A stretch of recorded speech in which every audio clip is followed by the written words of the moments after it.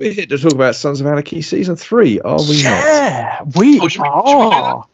Let's do that. Because this is, yeah, I think I remember saying at the end of the last season that it felt like Season 2 was the last one where it was a kind of, for all that there is obviously conflict, turmoil and craziness in that season, it's the last one where it still feels like kind of a fun ride. Yeah. From Season 3 on, really, things start to get dark. And I know things are going to get a lot darker than they do even in Season 3, but I was struck very strongly by how in Season 3 things do start to get tonally a lot darker. Oh, the escalation is huge in this season. I mean, rewatching it, I don't know why it never registered with me the first time round, or rather the last time round that I watched it, but the scenes of human torture. There are many, many, many sequences where the protagonists, our heroes, are engaging in human torture on many and varied levels. Yeah, I mean, absolutely. I think there's also the fact that the way the season kind of opened. I mean, obviously the Season 2 cliffhangers. I think actually one of the great sort of season cliffhangers, right? The shot of them all on the dock as the boat sort of drives away with his kid on board is wonderful. But the fact that the Season 1 kind of opening episode contains a sudden, unexpected, brutal death of a very long-serving member of the car. I mean, somebody who to that point I think may have been in every episode, certainly in a lot of and it's quite abrupt, isn't it? And it's quite kind of shocking. It's kind of a manifesto, isn't it? It's almost like the show is saying, okay, fine, we've had our fun ride. Now things are actually going to get a little bit more serious. Things are going to get darker. It's also, I mean, another thing I noticed about the writing in this season is it gets infinitely more complex. And now, Season 1 and 2 were quite thorny in terms of like their politicking and like the various different relationships and whatnot, but here it just goes off the edge. It's so intricate, there's so much going on, and of course you have those subplots which the audience is not aware of occurring as well, which is really interesting. Yes, I mean, I might argue this one gets slightly too complicated. I've got a couple of quibbles with Season 3. I've got to be honest with you around some of the plotting. There's a couple. I mean, there is a sense at times that what it's trying to do is divert from the central tension, right? But which is, of course, it's the Shakespearean stuff between Jax and Clay and Gemma and whatnot. There is a sense that the whole thing with the kidnapping of Abel is exactly that, right? It is a kind of a diversion. It's a way of moving focus away from that just for a brief period. But it does do that, but it also kind of refreshes to a certain degree because you have not only that, but also the change in environment, which helps a great deal. Yeah, I mean, I think it's quite interesting that you say it takes away from that briefly. This is probably, as I've said on previous episodes, this is probably the 5th or 6th time I've watched this show. And what struck me watching Season 3 over the last few days, rewatching Season 3 over the last few days, is how secondary Abel's kidnap actually is. That's really interesting. It is, on the surface, it's the driving force behind the whole season. And you're absolutely right. The cliffhanger at the end of Season 2 is possibly the best in the run. And Jax's despair at the loss of his son at the end of Season 2. It's amazing stuff, right? And yet, rewatching it, like I say, over the last few days, whilst it is on the surface the reason for the events of the season, it's the reason that they go to Ireland, which is like kind of the big tent pole in the middle of the season as they go off to Northern Ireland. I don't know, it feels almost background to me. It's like, well, we've got better things to talk about, and there's a missing kid, but we'll come back to him. I kind of get where you're coming from there, Steve, to be honest, because Abel is remarkably absent himself, isn't he? He doesn't really physically occur very much. He's just the thread that gets Jax and the others to Ireland where certain revelations occur, right? Exactly that. And, as you say, you don't see much of Abel at all. There's a number of episodes in this season where the only time you actually see that child is during that musical section in the last 3 minutes of the episode. Right. Of course, yes, that's right. And he is, I mean, for all intents and purposes, because he is an infant, because he's a baby, he's wordless. He's just a cipher, right? That's kind of all he really is, and he's a thematic cipher at that. He's the crux around which all of the kind of Greek tragedy stuff spins, and he is Jax's last chance at salvation. And even that doesn't go right. He does make the right choice. I mean, we're leaping ahead a little bit, but Jack, you get really the last moment of salvation for Jax, the last moment where he can do the right thing. Arguably in the entire show, and he does it, and the way that this reality is set up, it won't let him get away with it. You don't get your moment of salvation. You don't get your moment of redemption. Nobody does. Does. Not even Abel. I mean, we are jumping ahead, but I'm happy to talk about it because it's a hell of a moment. And you're right. I think for me, the entire crux of it is he does make the right choice, and it doesn't matter. No. Yeah. Or actually, really, if you look at it morally, if you had perfect understanding of everything that's going to happen, actually makes the wrong choice. Because if he'd taken the kid, the family wouldn't have got murdered. So actually, really, it's even worse than that. He made a choice based on good moral intentions, but actually it was just another step in his journey towards damnation.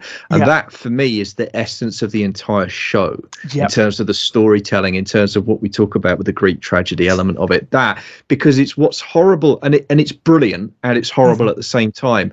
For me, that is the moment where you feel the inevitability of Jax's fate for the first time. Absolutely. I think from that moment, he's doomed. That's it. Yeah. You can almost project where that character is going to go, because there is no other way, right? There is no other ending for him. It is going to end badly.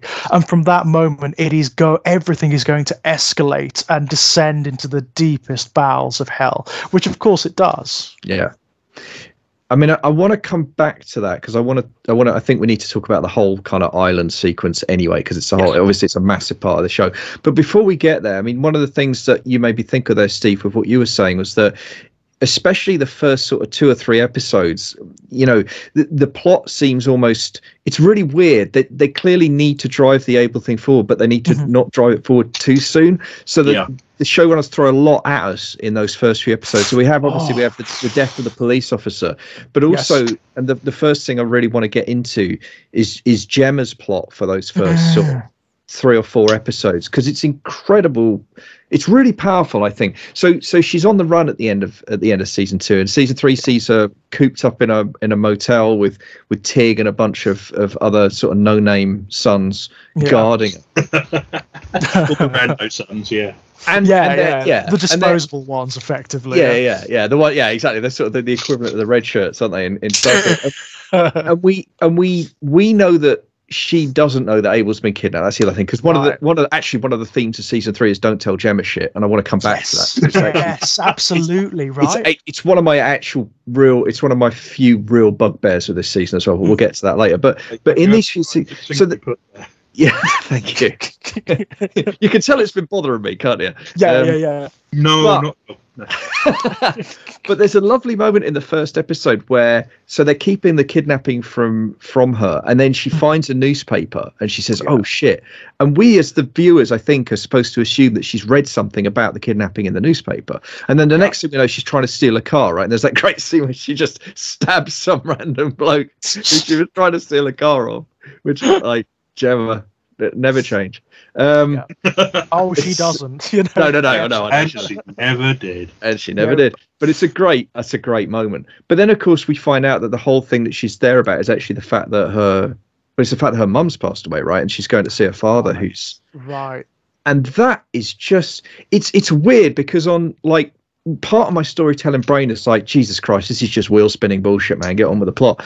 But it's such. Firstly, this show, I mean, we've talked about it before, but this bit of this show really underlines to me just how amazing this cast are, right?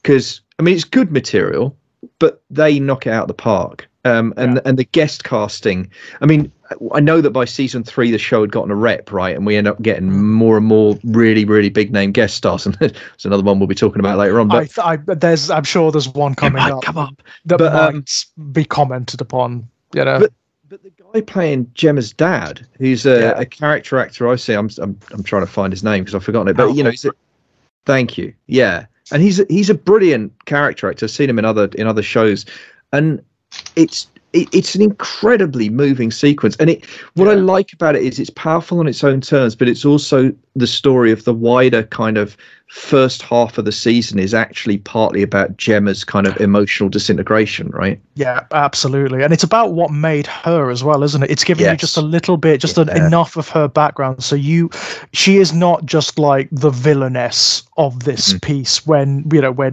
shit hits the fan later on in later seasons. You kind of, even when she's being as bad as she gets, you kind of understand her because of this stuff, right? The stuff that's in her background.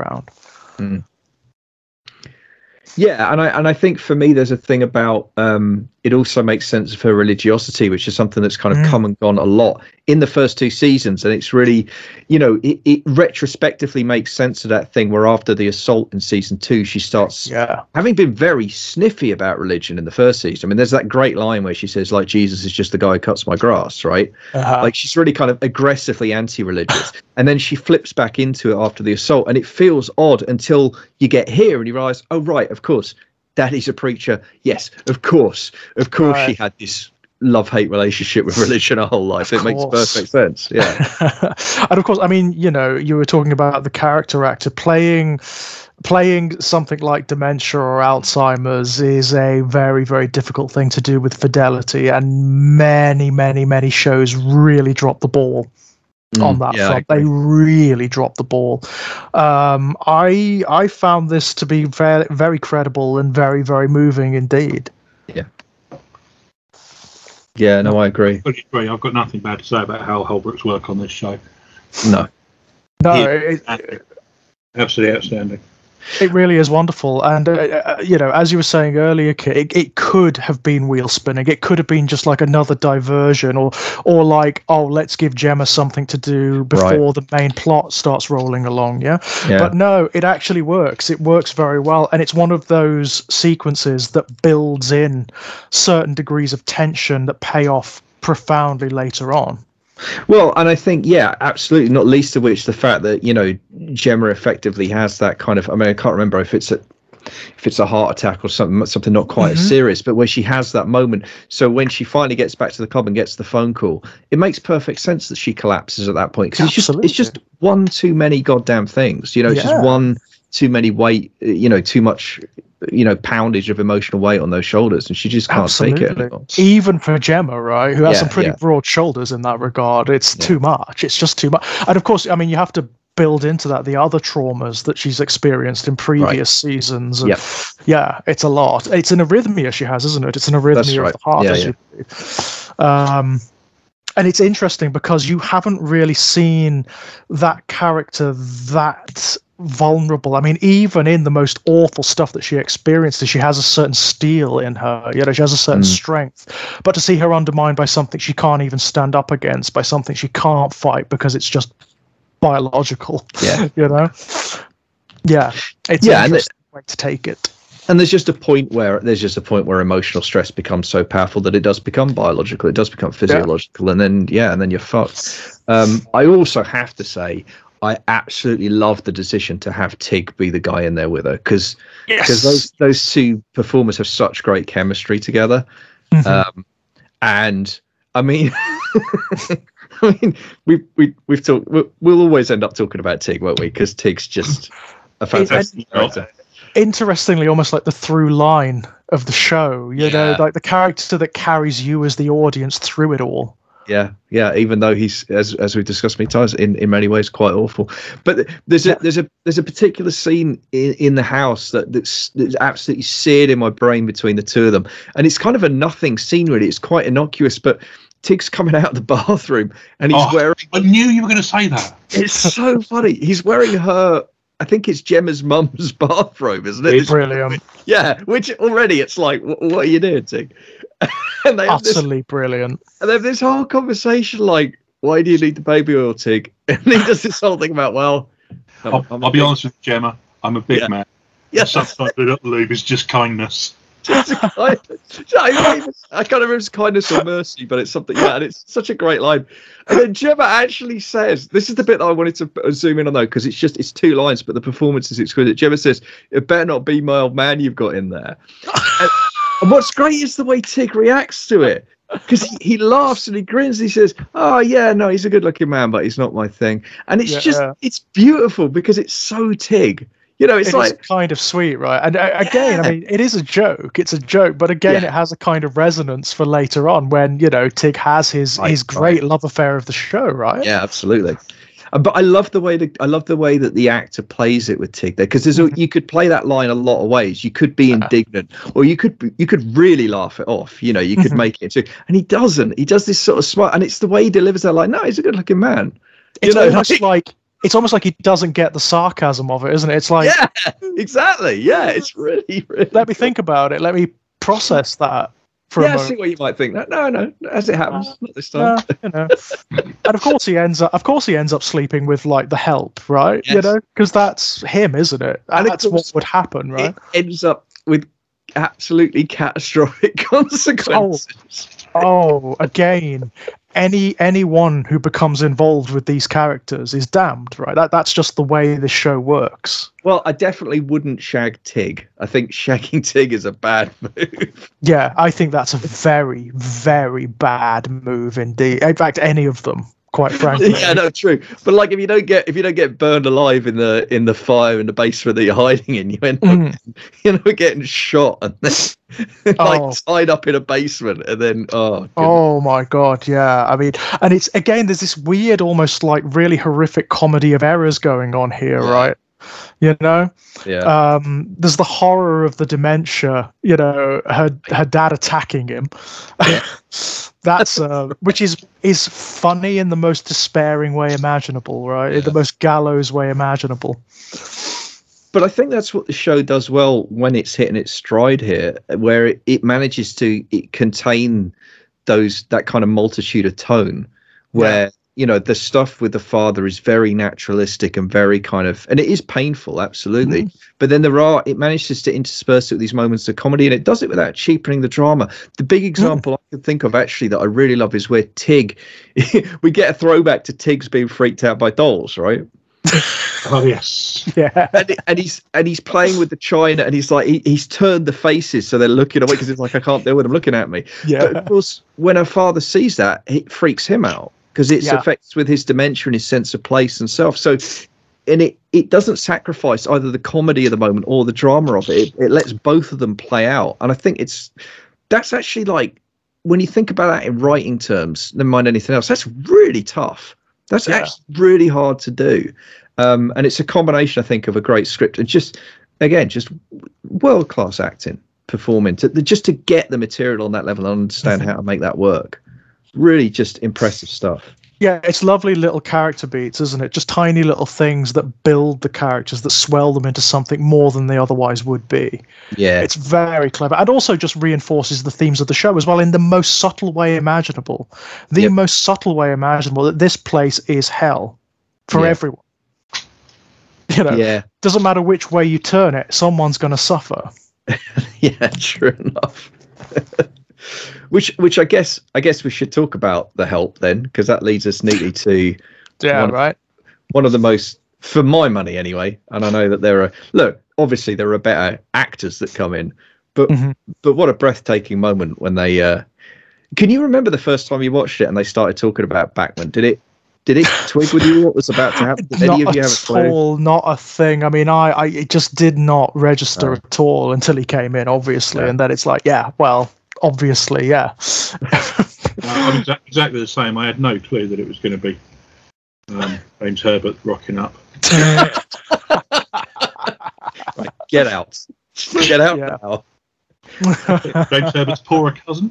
Hand in your horror fan card on the way out the door. Wow. No, I had no idea. I had no idea it would be King until he shows up on the screen. And as soon as he shows up on the screen, you go, well, of course it's him. Of course it's him. How else would it be? Right. Right. And it's very cute, isn't it? It's very cute. That kind of thing, that kind of like very sort of like winking at the camera, self-referential stuff, it can be done so badly. Especially for this kind of show, it can really break the sort of verisimilitude, you know? But it's done very well here. And it could have gone so very badly wrong. Yes. Because, you know, best people in the world. Man is on his day an outstanding author. He's not much of an actor. No. And it could have gone so far the wrong way. And anybody that's seen the previous pairing of Stephen King and Hal Holbrook, Creepshow, will testify that Stephen King really should not be allowed free rein to act. No. And I don't know whether it was well directed or whether he reined himself in, but whatever happened, he gives this incredibly tight performance of I'm here, I'm going to say virtually nothing. Mm-hmm. And just by my presence on screen, that is all you need from me. And it works for them. Right. It really does work. And I love the way that the characters, you get this wonderful sort of like layers going on here where you've got the characters reacting to the strangeness of Bachman, and then you've got the actors responding to the fact that Stephen King is on set and they're doing a scene with him. It's very clever, because they let the legendary aura of the author come into the performances, and that, I mean, it's actually a very good point. Part of the reason it works as well as it does is because the rest of the cast sell it so well. Totally, and it's kind of throwaway. They didn't need to do that, really. No, that scene could have been done away with in like a word, right? You know, a line of dialogue. But it just brings in this tiny little bit of levity. Into what is otherwise a phenomenally dark season. Yeah, no, absolutely. But I also think you're right, Steve. I think it's probably. I mean, not that it's a crowded film, but I think it probably is King's best screen performance. It probably is, because he reins it right in. You're absolutely right. He's very. Did someone like give him a note that says like, whatever you're thinking of doing, tone it down by the power of N? Yeah. Whatever you think of doing, don't do it. Just follow the goddamn script. Maybe, I don't know. But I just think it's great, and he's genuinely creepy. He is actually you know, when he's sizing up the body, and he just wanders over to her and just grabs one of her breasts and moves it around a little bit, and then opens the mouth and checks the teeth. He asks about and just asks about the drainage, right? It's so great. It's such a great, and they're all, what I love again, and it is the other actors, they're all just like, what do you need? Yes. What is happening to us? Who is this guy? Oh, it's so I love it. good. I love that. And but you get a sense from them in that scene, or that little collection of scenes, that I don't know how much the other actors are just looking at him and going, is this just what he's like? Is he playing himself here? I don't know what's happening anymore. And it's just brilliant, isn't it? It just works so well. It's an exquisite little bit of TV, that. I think so, and it is. Of course, it's fan service, but I think it's brilliantly executed. And I love the fact that the other thing that I kind of learned about afterwards, I listened to the Reaper review show about, which is great. Beautiful stuff. But Kim Coates was saying, the King was a massive fan of the show, and he wanted to be. I mean, he was one of the people that phoned up and said, "Could I get in?" And apparently, when he turned up on set, he spoke to Kim as he said, "Oh, how you doing, Tig?" when he first met him, and he called him Tig the entire time they were shooting. Oh, awesome. Which is great. And the other thing that I love is, apparently to this day, or certainly when the Reaper review was recorded, which was only a couple of years ago, King will still text Kim Coates every now and then. They just have a quick chat by text. God, that's very sweet, isn't it? I mean, like having Stephen King on text, that'd be fun. Yeah.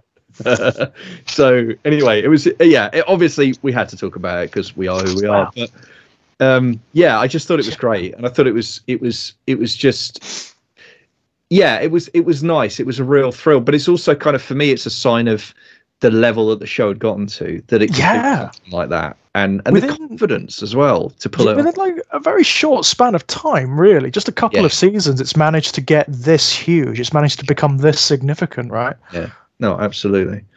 So that's a fun sequence, and then of course we get to we have the inevitable kind of Gemma finding out and having the heart palpitation, ending up in hospital.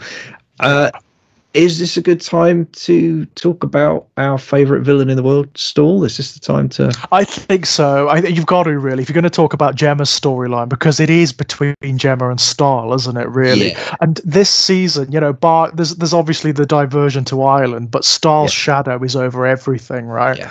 She's kind of like the puppet master of this season, isn't she? I think in Buffy terms, you'd have to say Stahl's the big bad for season 3, as much as there is obviously the wonderful Jimmy and his fantastic accent, which I know Steve's going to want to talk about at length later. I've got nothing to say on that. I know that's not true, Steve. I know that we both know it's not true. You're absolutely right about Stahl, though. She is, as much as she was hated previously. Yeah, and she was hated previously. We talked about this.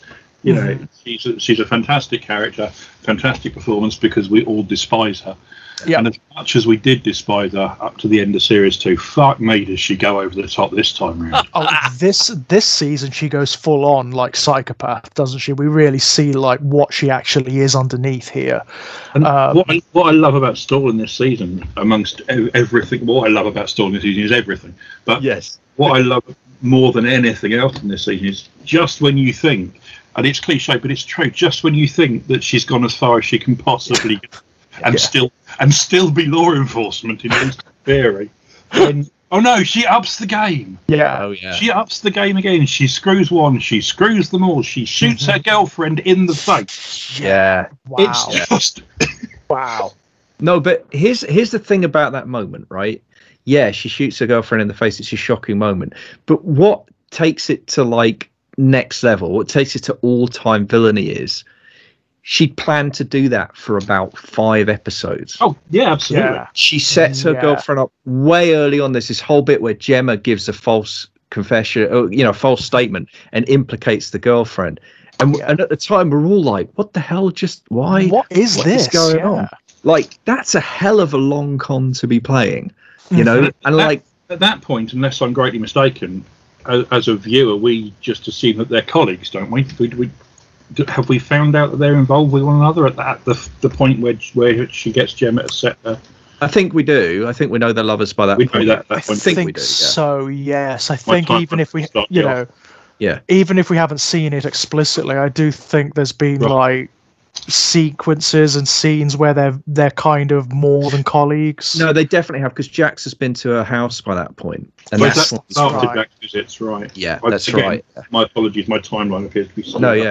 I mean, to be honest, with this show and this season in particular, it's so easy to get sort of like this season's ridiculous. It kind of is. I mean, there is. I mean, one of the things you've really got to know going into this season is that it's going to get complicated. It's like you cannot go away and make a cup of tea while this is playing in the background. You're going to miss stuff.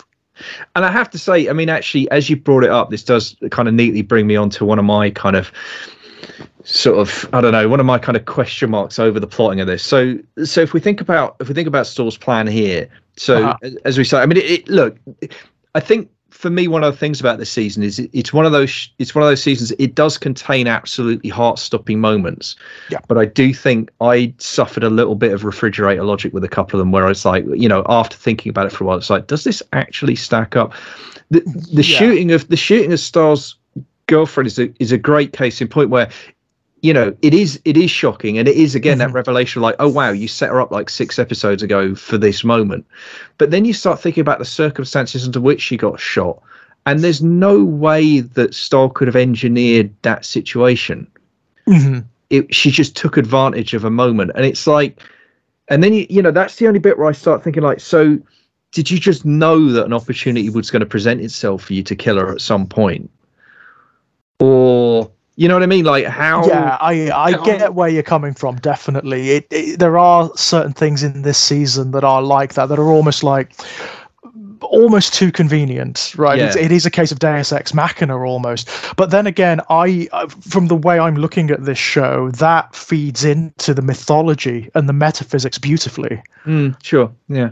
That's I look at it and I think, well, yeah, it's convenient. Absolutely, Jax has just killed Hector. Yeah. Salazar, anyway. And it's just worked out. It's just things have fallen into place for June.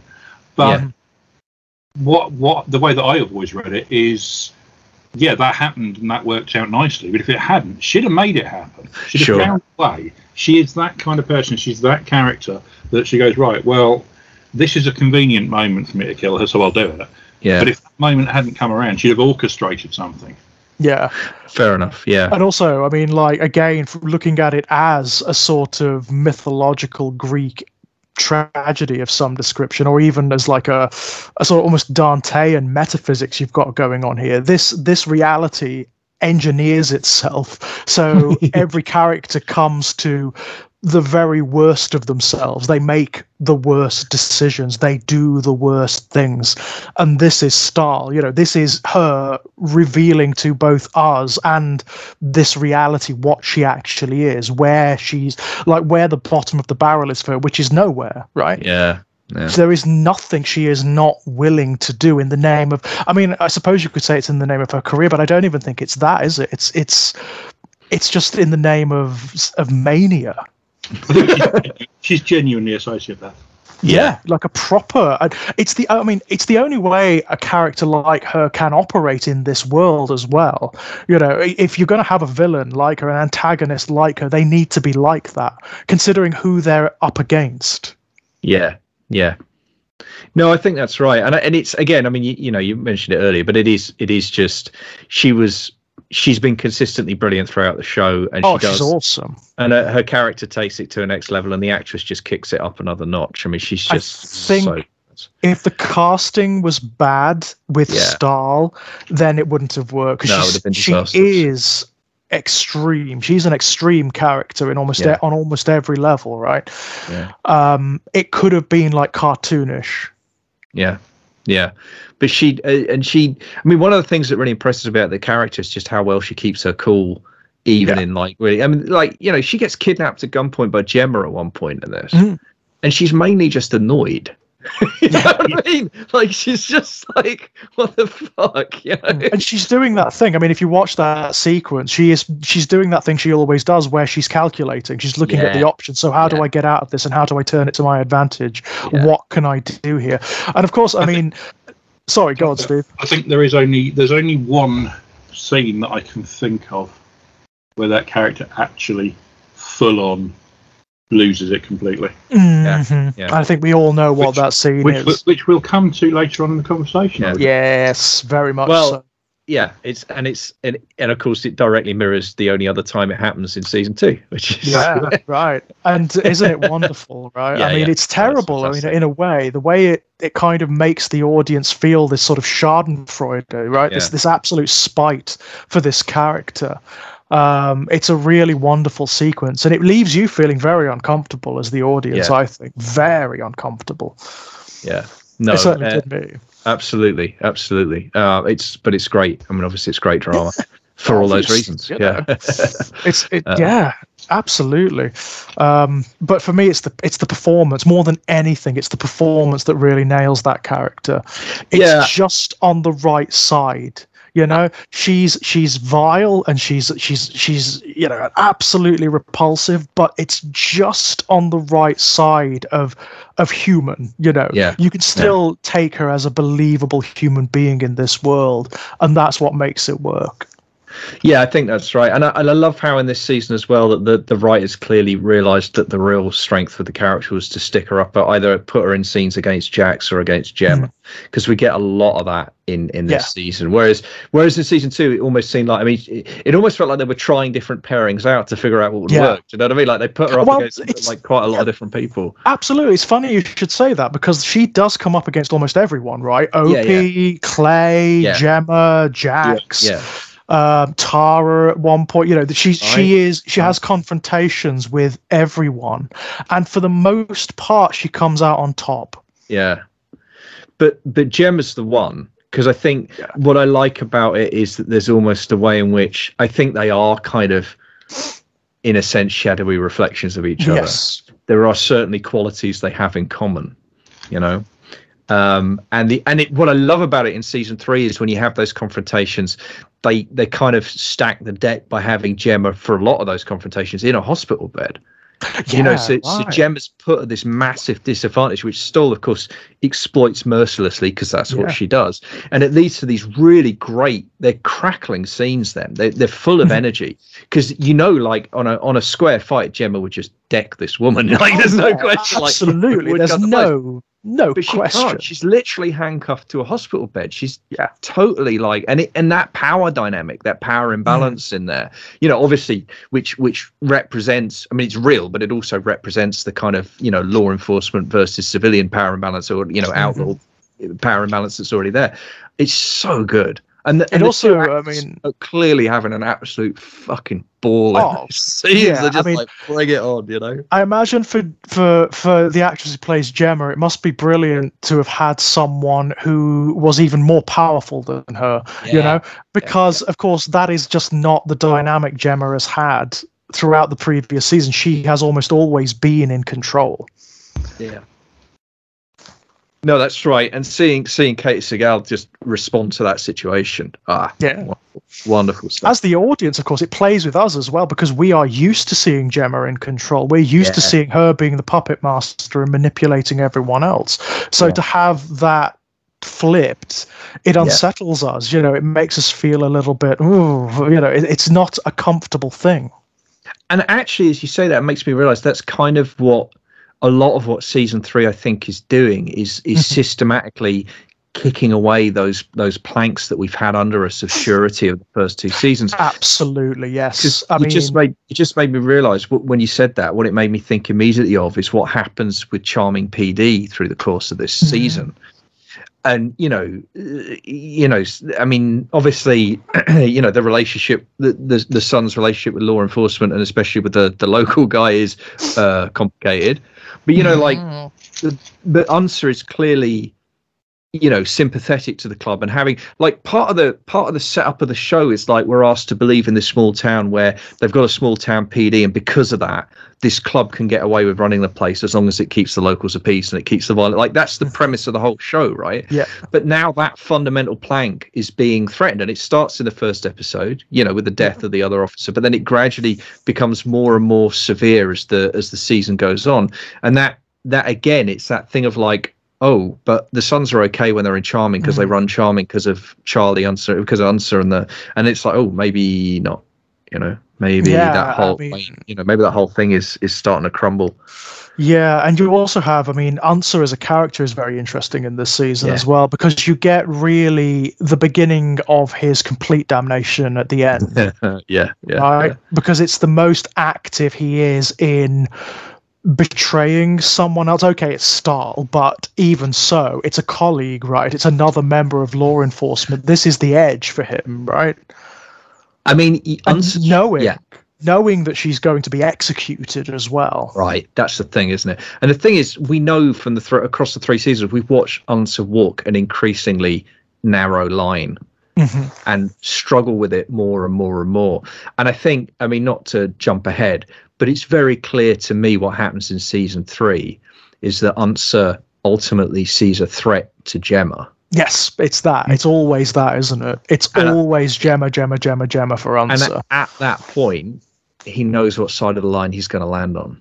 You know what I mean? Like that is, and it's really interesting because in that scene where the scene just before it all kicks off, you have, you have Clay goes in to see Unser, doesn't he? And Unser's gutted about this is it. It's not going to be Charming PD anymore. It's going to be Sheriff's.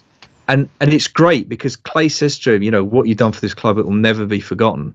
And at that point, it just feels like a really touching kind of reconciliation because they've had a bumpy ride, those two. Yes, very much so.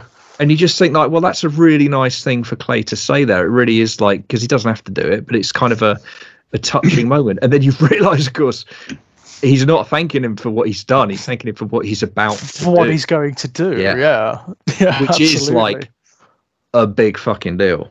Yeah, and what I like about it is that it's not signposted either. I mean, it doesn't. There is no moment where you get like the crash zoom onto Unser as he's watching Stahl being executed, and there's nothing like that. It's very quietly played, and you kind of have to be looking for it to notice that it's happening. Yeah, I want to come back to the finale because I do actually have some holes I want to pick. But there's some. I mean, I wanted to ask you guys, what do you think about like Jax in this, like Jax's plan, the plan that we are not let in on as the audience, where it turns out he's been like sort of puppeteering the whole thing. Yeah. Yeah, I mean it's worked out for him, isn't it? But it feels to me like one of those things where if one tiny straw fell in the wrong direction, the whole thing's gone tits up. It does rely on Jax knowing like what so many characters are going to do, how they're going to react to myriad different situations.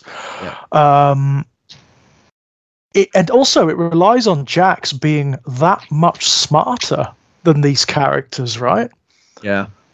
I mean, my basic problem with the whole thing is I am completely unconvinced with the logic behind cutting Gemma out. And the thing is, they have to cut Gemma out because Gemma has to believe it's real, because she has to sell the audience on it being real. Otherwise, we know what's going to happen and there's no tension and there's no big exciting surprise. But I'm afraid it does feel a bit reverse engineered from that necessity, because at the end it's a really throwaway line about, oh, we couldn't risk making you accessory after or whatever it was, and it's just like, it's fucking Gemma, dude. Yeah, like, right. I don't buy that. The reasoning that's stated, no, that's bullshit.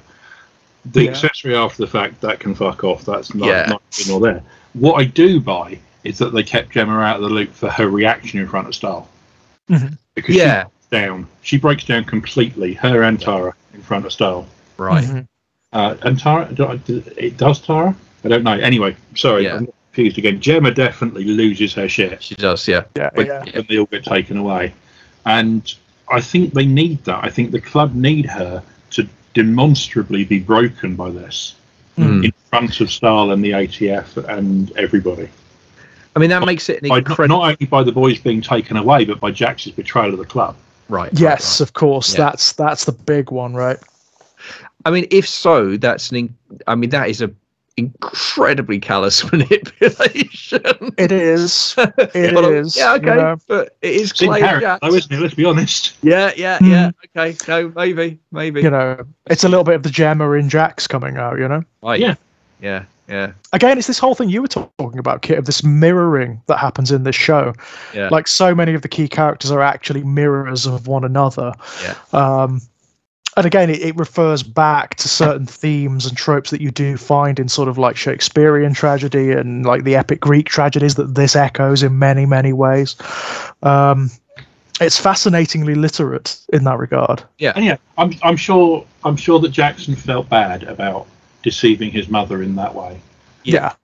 Briefly. Oh, I'm sure he did, for not very long though. Yeah, not for very long. Because lest we forget, a few minutes after that, we get the actual.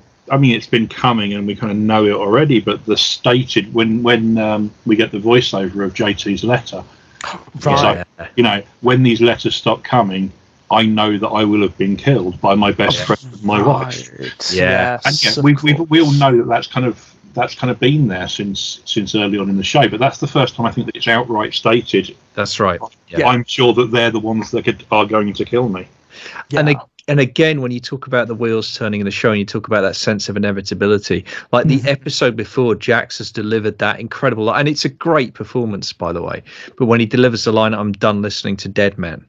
Yes, I mean, this goes back to something you were talking about earlier, Kit, where you said that season 3 is about sort of breaking down the certainties that were established in the previous seasons. JT is a big one. Yeah, right? absolutely. JT's a massive one in this season, because we learn that JT is not this sort of like holier than thou sage from beyond the grave. Right. He's not the one that Jack should be looking to for advice or as a male role model, because he was just, in his own peculiar way, he was also corrupt and flawed and incredibly problematic, as we learn.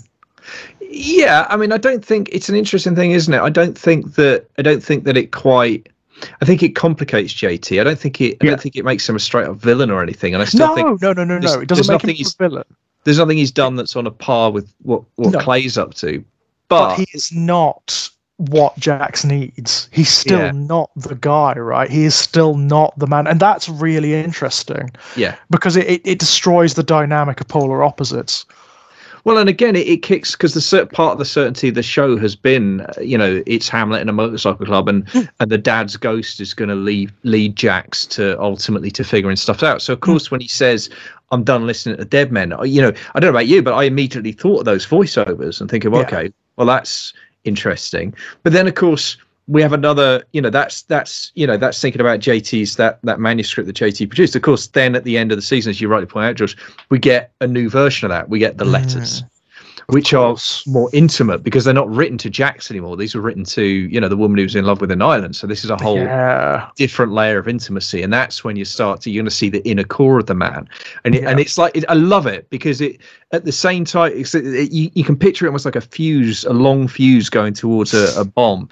And then it's almost like, Jax kind of scuffs the line of the fuse, and it goes out. And then the letters are like the fuse reigniting. Do you know what I mean? It's like, I know exactly what you mean. It's fascinating that this one just yet, kids. Just like on a narrative level, I found it fascinating that it chose to do that with JT in this season, because it leaves Jax without anchor. Yeah, right. That's a thing that Jax is searching for throughout this entire show, from episode 1. He's searching for some sense of stability and identity, and he thinks that he's going to get it all from his dead dad, from the letters, from his place in the club, from his relationship with Taro as a father, as this, as that, and none of them work out. Yeah, and I mean, again, if we're talking about Shakespeare and Greek tragedies, true to the form with that, he almost shags his sister too. Exactly right. I mean, this is Greek, right? This is straight down the line ancient Greek tragedy. Yeah. Which is a hysterical moment. I suppose it is hysterical in its own peculiar way, but also really kind of tragic too. Yeah. But I think it's the reaction of the parents. I think that's what I love. I mean, that lovely exchange where one of them said, where Maureen and Gemma walk in on them. Yeah. Yeah. Well, it's where Maureen says that little slut, and Gemma says, "Yes, he is." Yes, he is. That is just lovely. That is good, right? That is good. And it's like brilliant. Kind of both. And it's nice too, because those two women have been at each other's throats to that point, and it's almost like it's like the worst bonding moment, but it kind of is. They kind of have a moment of understanding there, don't they? I mean, they were at each other's throats in the previous scene. That's right. Yeah. Right. And worse than they had been before. Yeah. They were really going at each other in the immediate previous scene. Yeah.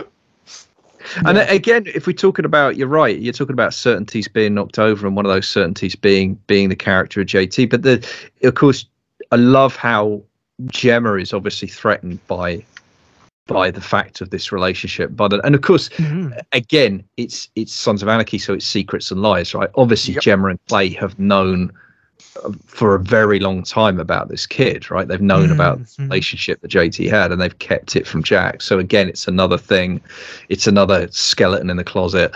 And there's that not about the child. They haven't. Okay. Gemma finds out about the child on camera.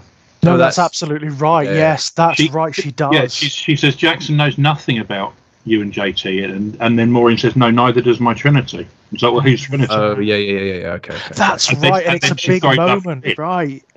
No, you're right, because I was thinking, you're absolutely right. I was thinking about the hospital scene between Clay and Gemma where they're talking about Ireland and skeletons, and I think as the viewer, especially having seen it a few times, like my assumption there was like, oh right, but you're right, no, that's about the relationship but not about the kid. Yeah, the skeleton is the relationship, not the offspring. Yeah, sure.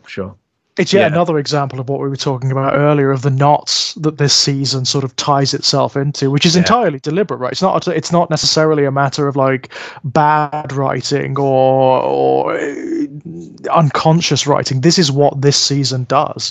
No, it's almost like, it's like what the writers have decided to do is like, right, how can we complicate this to the nth degree and then take it a little bit further and a little bit further and a little bit how far can we stretch that before things start to fray? Yeah, and I again, I feel like they maybe try and cram in one too many ideas at certain points. It feels a bit overloaded this season. It feels a little kind of. For me, the only question, the big one for me is Jax's plan at the end that the audience isn't let in on. It feels like it's a bit conspiracy theory, right? It requires far too many players being in on it for one thing and playing their parts perfectly, and then it requires too many people who are not in on it to play their parts correctly too. I agree with that, and I want to come back to that, but I would also say I think some of the plotting in Ireland gets a little bit confused as well. It's not always clear to me what Jimmy's plan is, for example. No, it's not always clear to Jimmy what Jimmy's plan is. No, I'm not always convinced there's a coherent through line there. And similarly with the father giving the kid away and then lying about it for so long, that whole thing, I mean, I know it plays out, and there is that great scene where the priest confronts Jax and says, this is actually what JT would have wanted. He didn't want you to have any part of this. The least you can do is make sure your kid doesn't. And it's incredible watching that scene, having seen the whole run. Yeah, because we do know that by the very end of season 7, that's exactly where Jax ends up. Yeah, of course. Like one of the last things that Jax says to anybody is, my kid's got to grow up cursing my name. Yes. Yeah. So actually it's amazing, because I remember watching it first time through, and I remember really hating the priest in that scene, just outright hating. And of course, it's tied in with my own baggage around the historical stuff around child adoption in Ireland, and we know that there was some abuses by some members of the church and some of the organizations involved. So obviously I'm bringing my own baggage to that scene when I see it. So I was kind of cross about it, but it's fascinating watching it this time around and being like, I still hate the priest for doing it, because it's still morally completely reprehensible. But of course there is that layer in the show of it, like, but he's actually like, what he's saying is actually right. It's a prophecy, right? It's correct. It's factually correct what he's saying right now, and that's just like, fucking hell, man. And I think the casting of James Cosmo in that role really helps with that, because he is, again, a massively underrated character actor in my opinion.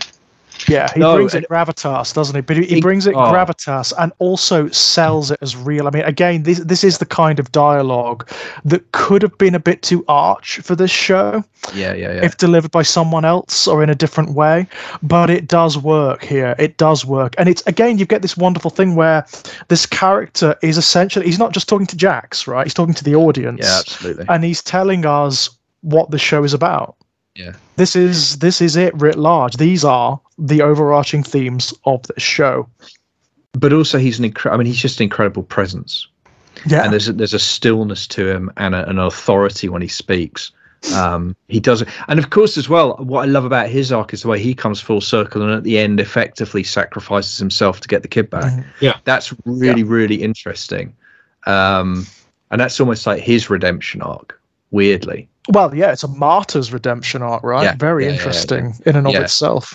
Well, yeah, and especially when you consider like the religious connotations of that. So I think I do.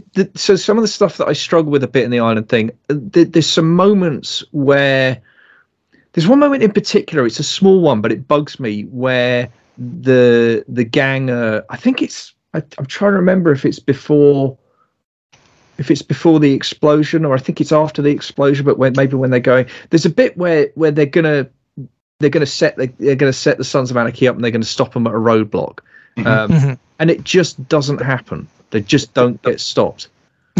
Yeah, and no, that's always sat uncomfortable with me, because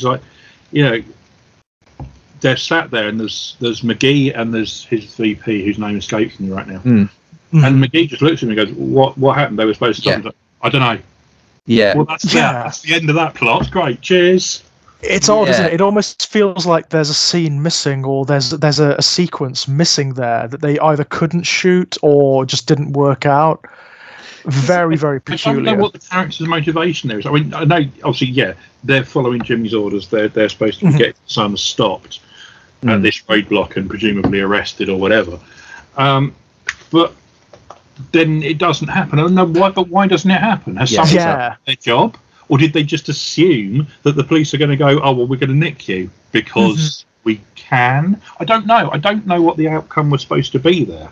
No, it's odd, isn't it? Because the way it's spoken about, it's going to be a big thing, right? It's going to be a big sequence. It's going to be violent. It's going to be maybe, you know, some of your characters, your favorite characters, are going to get hurt during it. And it just doesn't occur. And it's the second time that they failed to do it as well. I mean, that's what's so goddamn weird. It's particularly weird for me because they already established, when they first arrive in Ireland, they established the fact that some of the local police are in the pocket of Jimmy, right? Because they have that amazing scene where they get pulled over. By the way, can we just talk for a second? And I'm not going to do this a lot because I know it's Sons of Anarchy and this is the show and we have to just accept that it happens in the Sons of Anarchy universe. But there's this whole bit before they go out where they say, we're going to go incognito. Right. Yeah. No cuts, right? They're going to be incognito, no cuts. And you're like, oh, okay, all right. And then they're there, all these giant fucking hogs, still wearing Sons of Anarchy's, not the cut, okay, but they're still Sons of Anarchy brand. We're not going to wear cuts, we're just going to wear hoodies with the Reaper on the back. Right. It's just like, incognito, really, right? It's like video game logic to me. It's like if you're not wearing the cut, then they don't recognize you. Like, what? It doesn't make any, like, I think the police don't just work off cuts. I think they can do, I don't know, photo ID maybe. I think there's some fingerprints kicking around maybe.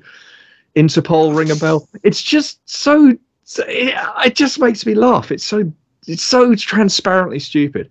But anyway, but then they get pulled over there, don't they? And by the way, isn't that Gemma again? Doesn't Gemma do something insane in that sequence, if I remember rightly? Oh, almost certainly, yeah. Like, I don't know what it is, but it's odds are. Also, that's got the line read that you talked about last time, Steve, from the guy who plays Happy. Because someone, I think Jack says, like, or maybe it's Clay says, you know, can you shoot these pigs in the head or something like that? Oh yes, I will. Oh yes, I can. It is so great. Yes, another reason why Happy is possibly my favourite character in the whole show. So, did you spot the other Happy cut? I know we're jumping ahead a little bit now as well, but the other Happy cutaway that I really loved when they're torturing Liam. Everyone else is standing there with a look of absolute disgust on their face, except Happy. Happy is just staring really intently and grinning. It is really disturbing. All of the rest of this motorcycle gang are like, geez, this is a bit much. Yeah, can't watch this. Happy's like studying it. You know, Happy's like a really attentive kid in science class. You know, like, so there's a thing I could do next time. Yeah, you know, like it's always taking notes. It's so because it's like a nerd like glee he's taking in. It's like, fuck, what a bit of acting, man. Yeah, someone learning their craft, right? Yeah. But I guess, I mean, you know, do we want to talk about Jimmy? Do we need to talk? Yeah, it's an odd one, isn't it? He's an odd antagonist. I find like you guys, I do find him a little bit inscrutable at times. Like, I don't know what he wants or is trying to do. No, I think that makes sense to me. Jimmy is just, I don't understand what Jimmy's trying to achieve a lot. No. I really do feel like Jimmy's the one where it's just like, I feel like Jimmy is just a plot engine. I don't think he's a real character. I think it's just like, we need an agent of chaos to drive all this shit forward. And like it starts off making a superficial kind of sense, right? Yeah, he's the IRA point man in America. I mean, leaving aside my long rant that you've both heard of previous episodes about the entire business model. I'm not going there.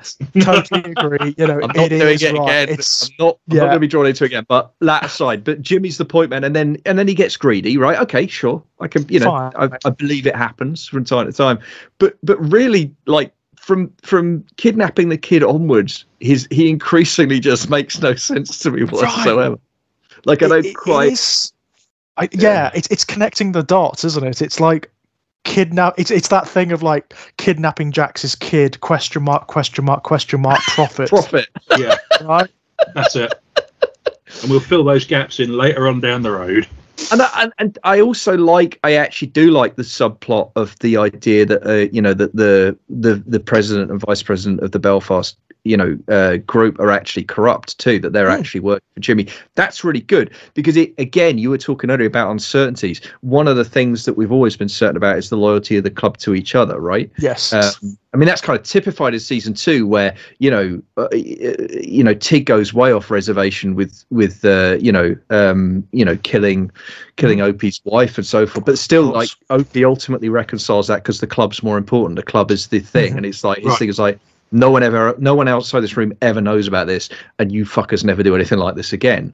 But they pull together. So you get this thing of like, the patch being this ultimate thing of loyalty, and then you've got someone who's a founding member, right? He's one of the He's one of the original. Was it the original 8 or the original? It's 9, isn't it? First 9. Right. First 9. That's right. First 9, and he's turned on the club. Yeah, completely. Like in the worst way imaginable too, right? Yeah. And that's great, because again, I think you need that. Again, it's chipping away all of the certainties. So I don't mind that aspect of it at all. I think that works quite well. And of course, that leads to the torture scene and the scene where that guy dies, where he's finally killed, and that final confrontation with Clay. I mean, we need to talk about that scene for a second, because that is a hell of a moment. Yeah, I think. Because for me, the power in that moment comes from, again, Clay sees a reflection. Again, you get the mirroring, right? Yeah. Again, you're getting this mirroring, which is again, it's about sort of dissolving the faux structure of this club, right? The delusion of brotherhood, the delusion of certainty and of trust, which has always been a delusion from day one. Yeah, I mean, all of that, but also I think in that specific moment where Clay is looking at that guy, Clay sees himself. What does it say? It's about the money. Why is Clay wanting to get back into guns? Because he knows he's not got long left. He has a whole conversation with Gemma about saying, like, this big connect, this is it. This is what we've been looking for. This is our retirement fund, baby. Right. This is how we get out, because we both know the hands ain't going to last too much longer.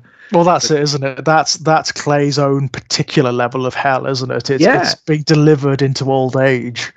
But again, it makes sense of that. So, Jax is thinking about the longevity of the club, and his thing is like, we've got to get out of guns because it's going to end up in jail. But the reason Clay's pulling in the opposite direction the whole time, and it becomes really clear in this season, it's like, no, I'm an old man. I'm running out of time. Right. And it's about him, right? Again, it's not about the club. It's not about what's good for everyone. No, it's about what's good for play. Exactly. Yeah. So when he's got to chuck this guy off the roof at the end, he's looking him in the eyes, and the guy says, it wasn't personal, brother. It was just about the money. Yeah. Fucking Clay knows exactly what he means. Clay gets that, right? Clay well understands that. And again, you get that sort of intergenerational trauma thing as well, man handing on misery to man, corrupt old men, right? Turning their children into instruments and weapons, and eventually turning on them as well. Yeah. But I love that scene, and when he takes the cut off him, and then he kisses him on the cheek, and he says goodbye, brother, and then boom, the push. Yeah. Fans. I mean, I have my issues with season 3, but it does deliver moments like that, and that absolutely was so good. It does have problems with its twisty turniness and its knots and its the slightly conspiracy theory level of its writing sometimes. But the broad strokes, the themes and whatnot are really good. And I think in this season you get more of those themes coming to the surface and writ absolutely large than you probably ever do again until the very end of the show. Jax's final salvation moment is huge. It's one of the biggest moments that character has in the entire show, and it tells you so much, not only about Jax but about the nature of this reality that they're in. No, absolutely. For me, the payoff for that is the scene where and again, this is one of those moments that I just think is amazing. And it's weird because when you talk about it out loud, or if you're to look at it on paper, it feels incredibly melodramatic. But it's when they go to the hotel room and they find the bodies. Yeah. Jax takes a moment to just arrange the bodies of the couple on the bed. Like, he carries her onto the bed and he places their hand one in the other, and Opie's there the whole time watching him. Yeah. And there's no dialogue, you know. No, it's a really unpleasant inversion of the way Jax saw them before on the street. Yeah, that's right. You know, because they had almost like this angelic glow around them. There was this sort of slow camera going on where they were in slow motion and they were just sort of, you know, doing normal things as a family. There's almost like an angelic quality to them. They are the saved souls, right? Yeah. That he can never access. And because he's come into contact with them, they're done. Yeah. Yeah, the curse of the club. Yeah. And the curse of Jax himself, right? Yeah. He's fundamentally tainted because of who he is, because of where he comes from. Yeah. And there is nothing he can do about it. There is nothing he can do about it. Maybe very early on, if I don't know if there probably is a moment in season 1 or 2 where Tara says, "Let's go, let's just leave." And maybe if he'd done it then. Well, I think for me the moment is in season 2 where he threatens to go nomad. Go nomad. Yeah. That's right, and he almost does it, and then and then of course Gemma drags him back in by that's the moment he confesses her assault, and that's right. Gemma drags him back in. Gemma could have saved her son by keeping quiet. Yeah. Interestingly, but she had other ideas. Yeah, clearly. She had Gemma ideas. She had Gemma ideas, right? Yeah. It's one of the things that kind of freaks me out about a little bit about the fandom of the show, and there's a similar issue, by the way, with the Shield, which we may get to at some point. But one of the things I remember hearing about that kind of freaked me out a little bit. Apparently, there was a big thing in the fan community when the show was being broadcast. People actually made jewelry with the WWJD and GD. Sorry, what would Gemma do? And I'm just like,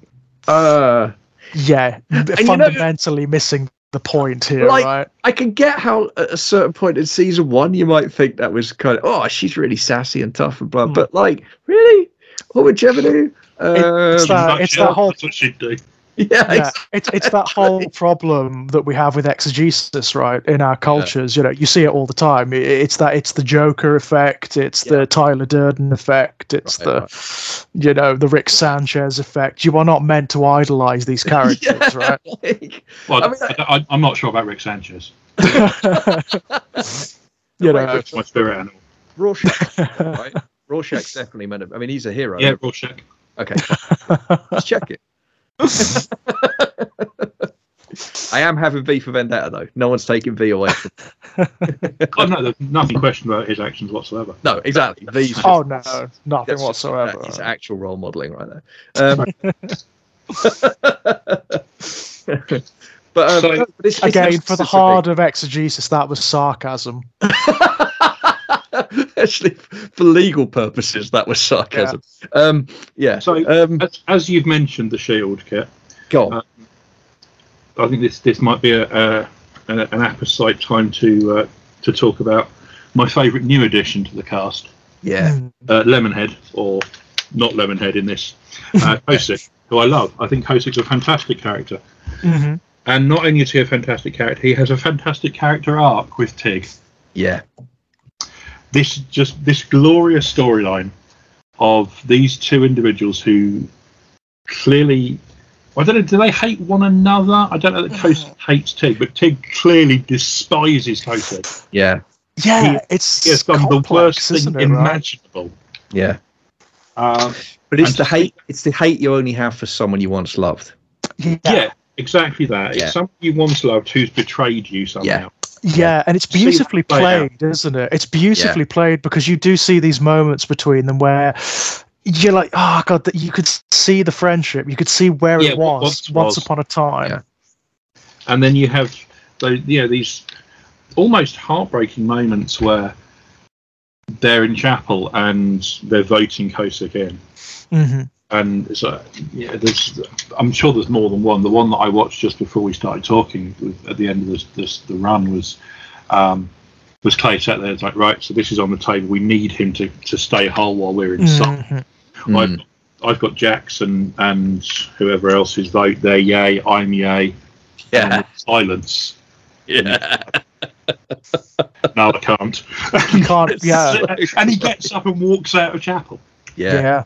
It's not just no. It's no, but I am starting to feel like I'm doing the wrong thing by saying no, but I can't say yes. He physically can't do it right. It's like a complete mental block. Yeah. And by this point in the series, they've beaten shit out of each other twice. Yes. Yes. Heavily beaten shit out of each other twice. And then we get the lovely revelation at the end of it, just after that scene.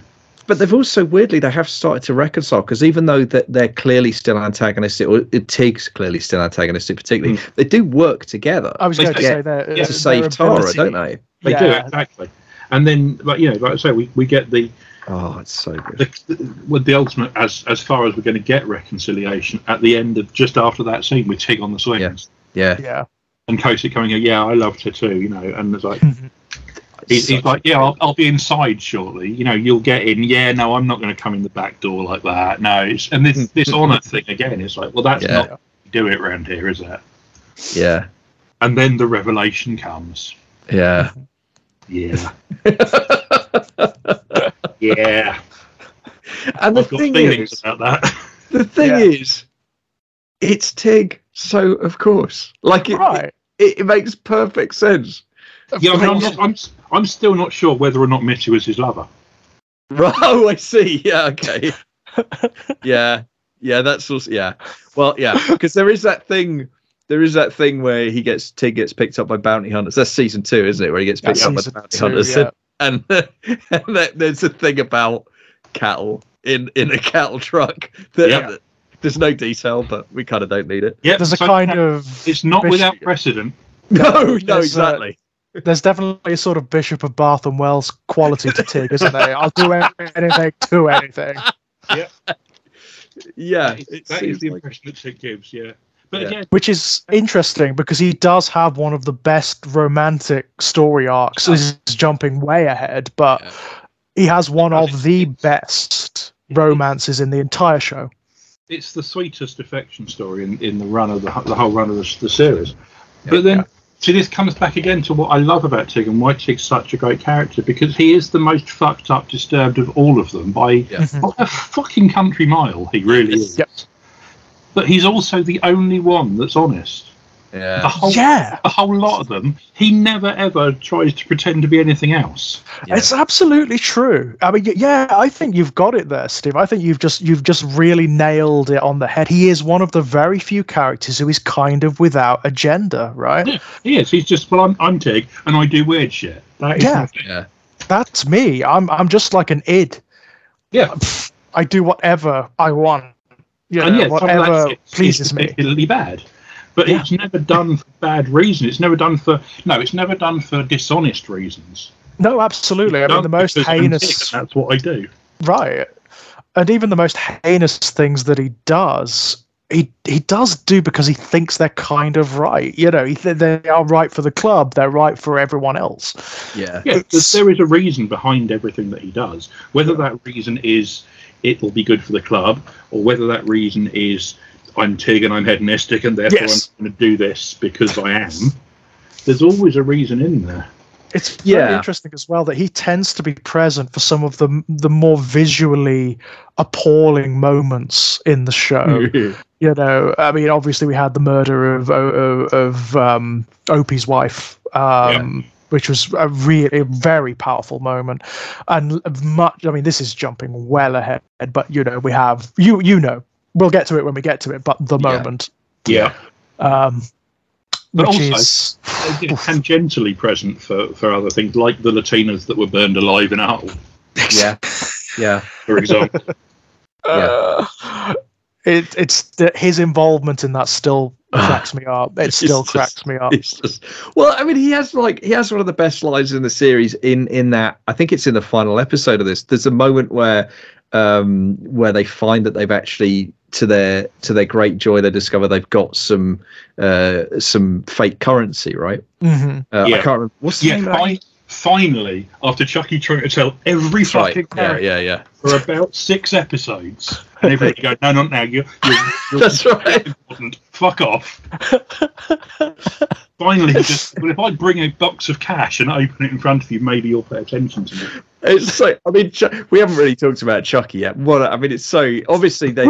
I mean, I think he was meant to be a throwaway character, wasn't he? But they clearly just realised they were onto a winner. It's a great actor, and I love the fact he's in the Mayans. By the way, I love the fact that Chucky's still, as far as I know, still in Sons of Anarchy, at least, or in the spin-off show. Yeah. Oh, that's pretty cool. Chucky's the through line, which I think is kind of delightful. But there's once again, he's part of it, one of my favourite moments of the whole show. Yeah, he just grabs him and he's like, "I'm going to lend you my hand." That was the line. That was where I was coming to. Yeah, that's just great. I'm gonna, and it's when he gives them the money, right? He shows them the money. He says, "Come here. I'm going to give you one of my hands right now. You can jerk off." Yeah, I accept that. I accept that. Oh, it's so awesome. Yeah, I love it. It's so great. But I mean, actually, Chucky's interesting because Chucky's another one of those characters. Like Chucky's kind of pure in his own weird way, his own peculiar way. Yes, there's an odd innocence to that character, right? And I guess the only other one I'd say who kind of fits into that mold for me is obviously Bobby Elvis, who's very much kind of the kind of heart of the club in a lot of ways. I think. Yeah, I've got something specific to say about Bobby Elvis when we come to the actual finale. Okay, fair enough. Interesting. Is there anything else we want to get into regarding Ireland then? Because that's obviously, I feel like I've got most of the stuff I want to say about it. But no, I'm fine with all of Ireland, and they're definitely all Irish. Yeah.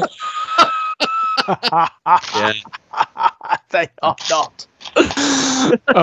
But yes, they are all obviously native Irish actors. Oh yeah, clearly. Yeah. Fuck I'd forgotten because I was all right. All right, fuck it, I'm here now. Let's go. Right? There was no way we're going to resist, Steve. Obviously, is the main culprit here. Okay, that's fair enough. He is, but that's just because he gets more screen time. But look at some of the cops. It's I think they're actually worse than him. Yeah, it's not good. It's shocking. Absolutely. It's an odd thing because it's that peculiar problem of not. It's not just the accent.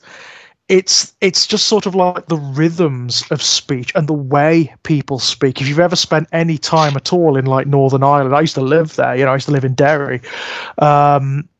It's just like, oh no.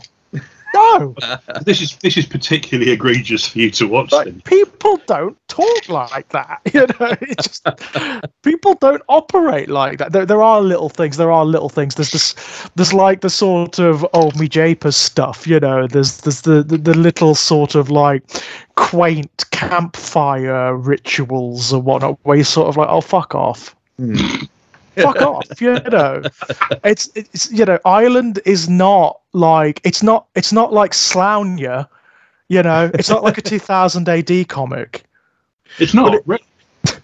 It's also not. The other thing is that with some of the sets and the it feels to me like it's like the 1970s. Yeah, it's like Ireland is a different country, but it's not in a different time period to the rest of the. You know what I mean?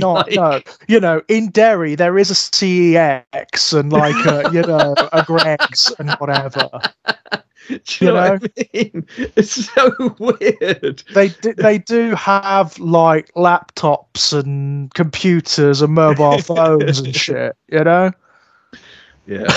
No, I love the fact that that's how we define being in the 21st century: the CX and a Greggs. Right. These are the pinnacles of Western civilization. Absolutely. It's not going to get any better. Enjoyable at last. It's not going to get any better. No, you're absolutely right there. Yeah. We're on the downswing now. That was the peak right there. That was the pinnacle. CX. But anyway, when you can get a PlayStation 4 game for under a tenner, a sausage roll for under £2. Tell you. I'd get at least one of those today, in fact. That's neither here nor there, really, is it? The Vita Loca there, Stephen. Oh, you've no idea. I am the king of the world over here. Right, no, I'm not going to go on at length about Titus Welliver's accent because I've done that more than enough. It is shockingly egregious and painful to my ears, but other than that, It really is quite bad. And I guess, I mean, no one else has mentioned it, so I will. Obviously, there is also the small matter of the theme tune, which it's like, they could have at least recorded something else, couldn't they? But that sort of it's shit. It's just shit, isn't it? That is wank. I mean, it's one of those things with a show where this is a show where, it's not short of jaw-dropping moments. No. But normally it's in a good way. That was one of the few times I genuinely remember the first time I watched this through, and it got to the, obviously the opening, because the pre-credit sequence is them driving through Ireland. It's beautiful. Right. Incident with the garden, and they the police, and they get right. And I remember when that theme came in, and it's the drums, the bodrum starts rolling. It's kind of like, oh no. And the whistle comes, and I'm just like, you are fucking. The funny thing is as well, this show musically is generally fantastic. It's outstanding, yeah. It's really good. It is, and this is a very, very rare misstep. Yeah. It's not just a miss, though, is it? It's like. I mean, I'm being generous when I say misstep, obviously. No, it's actively bad, isn't it? It is a spectacular fuck up. It really is. And I'd say you might not. People might not necessarily notice this, particularly in these days of streaming and watching multiple episodes in a row. But those 4 episodes have Gaelic titles. Oh, really? Right. Okay. Right. So those 4. I'm not going to try and say them in Irish because it'll just be like Titus Welliver levels of unfortunate. But they translate to Big Lake, Tor, Truth, and Milk are the titles of episodes. Which are just in Gaelic for reasons. Yeah. That's really what I've got on that. I don't know why. Just to make the point that we're in Ireland, in case you hadn't noticed. Just in case, yeah. Just in case you hadn't got it. Oh dear. Well, okay. Yeah. So that's the thing that happened. So I guess generally speaking, I don't really have a huge problem with the Irish episodes. It's they do what they do. They do it reasonably well for the most part. The first time that I watched the show, I tapped out when they went to Ireland. Oh, okay. Oh, what the fuck is this? I don't need this in my life. And then I came back to it, and I actually sat through those episodes. And I'm like, do you know what? They're not bad. They're okay. No, they're all right. They're okay. But unfortunately, I think that is the strongest thing I can say about them. Yeah. I mean, we talked about it, haven't we? There's a couple of outstanding guest performances. There's obviously, we mentioned the priest already. I want to give a shout out to Paula Malcolmson as Maureen, because she's an alumni at Deadwood, and she is, I think she's fantastic. Good. Absolutely. And there aren't actually, again, we've talked about it, but, it takes a certain caliber of actress to go toe to toe with Gemma. It really does. Like, not everyone could do that, and she doesn't just hold her own. She comes out swinging, right? Really good, and I love that. And actually, she sells a lot of that stuff with the daughter, with JT's relationship. She's actually carrying a lot of narrative weight on her shoulders. Yep. A lot of it falls apart if she's not convincing, and I thought she did a great job. And we actually, the other thing we haven't talked about, the other moment I do want to highlight from the island sequence that I mean, I don't know about you guys, maybe you feel differently. I fucking loved it. It's the moment immediately following the explosion where, the sons have been barricaded in the shed, and then they drive through the doors, but then the truck blows up. And there's a moment there where, I mean, it's carnage, right?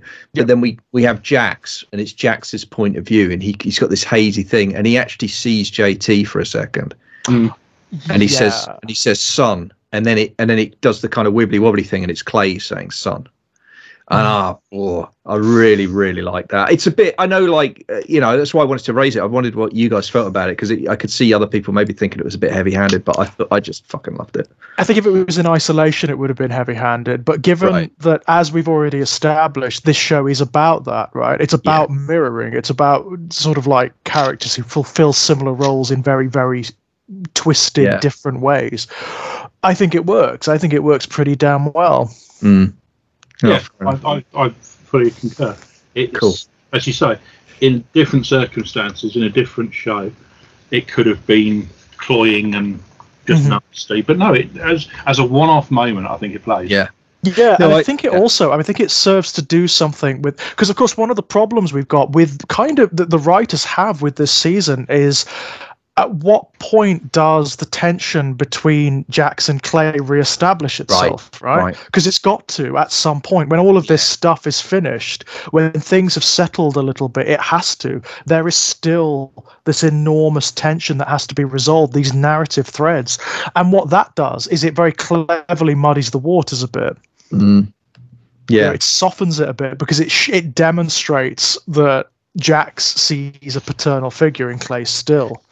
But it also reminds me of like the role of the ghost in Hamlet is really interesting, because to start with, this is one of the things, like in the opening scenes in Hamlet, everyone could see the ghost. I mean, the opening scene, right, is a couple of soldiers, a couple of people up on the back being like, "Do you think the ghost is going to come again tonight?" Right? Like, I mean, it's established that the ghost is real for whatever that means quite early on in the play. But then there are later instances in the play where Hamlet sees the ghost, but no one else does. That's right. So there becomes this kind of ambiguity about the ghost in terms of the degree to which the ghost is there, the degree to which it's in Hamlet's head. And for me, again, it did feel like a throwback to that, where in this moment of extreme stress, our Hamlet figure sees the ghost of his father for just a second there. And I think that's part of why it worked for me, and I just thought it was a good. And again, as you say, it's a reminder of the core tension within the show, the thing that, and again, what we talked about earlier, the fuse that is about to be severed and then reignited again by the letters, right? Of course, and it has to be done, right? Narratively, it has to be done, because after all of this, when we move on into season 4, it's those tensions that are going to be picked up again. But it's also interesting that it happens at this moment of carnage and this moment of extreme kind of, shock, because there's a second there where it could almost be, is the ghost of his father taking him to the afterlife, right? It could be right. You know what I mean? Like because he's almost in a limbo between life and death, and I mean, he's just been blown up. You know what I mean? So it could go either way. And of course, we know it's a 7-season show, and he's going to be in all the episodes, so of course he's not going to die. But you know what I mean? Like symbolically, it feels like that's kind of what's going on there. It kind of works, doesn't it, with regards to the metaphysics we've been speaking about? Because again, maybe you could read that literally. You could absolutely read that literally. That's exactly what's happening. But this world, and of course, Clay is kind of like an avatar of this world, and is not going to let him. It's going to drag him back into the filth and the mud and the pain. Because Gemma does this too, right? As we discussed earlier, she does this all the time. She drags him back. She stops him from going nomad, drags him right back in. That's what it's all about, right? It's being dragged back in relentlessly. This whole culture it's a black hole. It's a Gaia, it's an abyss. Well, I mean, we didn't talk about it either, but the other scene I think from Ireland that really sticks in my mind, that's incredibly powerful, is when Jax comes back to the family, and he comes back to Gemma and explains that she left the kid behind, and Gemma just fucking lays one on him, just hauls off, just really, I mean, not even like slap, but like thumps him almost, like it's a proper like real blow, like, because to her that's the only heresy, right? That's the only crime. And it's a personal defeat as well. I mean, that's the other thing. It's everything that she is there to fulfill is being undone by that. Yeah. No, it's so good. So good. All right. So unless there's anything else on Ireland, I guess we can get to the finale. Which is, I mean, it's really powerful. It's very effective when you get to it. It's very effective. It's got a lot of nice character notes. The fact that it's Opie that executes Stahl, that's a really nice sort of, again, mirroring. You've got the mirroring of his wife's death and so on and so forth. Steve, you mentioned that this is the moment, right? This is the moment where at long last Stahl comes unraveled. This is it. She's lost it. She has lost it. As you say, I misspoke when I said it's the only time. It's not the only time. It is the key time. It's the big time, right? What I like about it as well, it's the fact that she has lost, she's lost the game. That's what the psychopath in her can't stand, right? She's been outplayed. That's what it can't stand. It's been undone. Yeah, it's a great scene and it's a great performance. And I have to say, as much as I've found Jimmy a fairly unconvincing character, the moment of his demise as well. is a superb, because it's mainly, it's not about him, is it? This is Chib's moment. It's Chib's, right? This is his character arc, right? Yeah. Insofar as there is a bleak, dark kind of redemption in the show, this is how you get it, right? Yeah. Yeah, he's taking his family back. Yeah. He's had his family stolen from him, and he's now taking his family back. Yeah. I love Answer in this sequence. I love it. When he offers Stahl the joint, and it's sort of God, you should take it. You should take so. Great line. Yeah, because everything about that scene works for me. Yeah, I agree. Everything about that scene, and I'm putting aside my issues with, with Jimmy's characterization, with the fact, as I say, everything has to fall into place exactly for Jack to work. But just on a pure viewer level, what's that scene? Everything works. On a dramatic, on an acting level, you're absolutely. I agree completely. I mean, I actually have issues with the setup as well, even of that moment, because it does rely on. It literally relies on Stahl telling the agents with her to go ahead and check out the roadblock while she stays there. I don't understand how any of them could actually guarantee that would be the course of action that she'd follow. You know what I mean? That all feels like, really? Because everything depends on that. Everything depends on that. And it just felt a bit flimsy to me. But, Jimmy's last line, look after our girls, yeah? Mm-hmm. Yeah. And the look on Chib's face. Yeah. And he responds. Yeah. So, yeah. Oh, I will. Don't you worry about that. Yeah. I am starting right now. Yeah. Yeah. This is how I look after them. Yeah. It's really clever, sort of visceral payoff for the audience. Yeah. It works very, very well on that level. I mean, you want this for Stahl, definitely. You want this for her.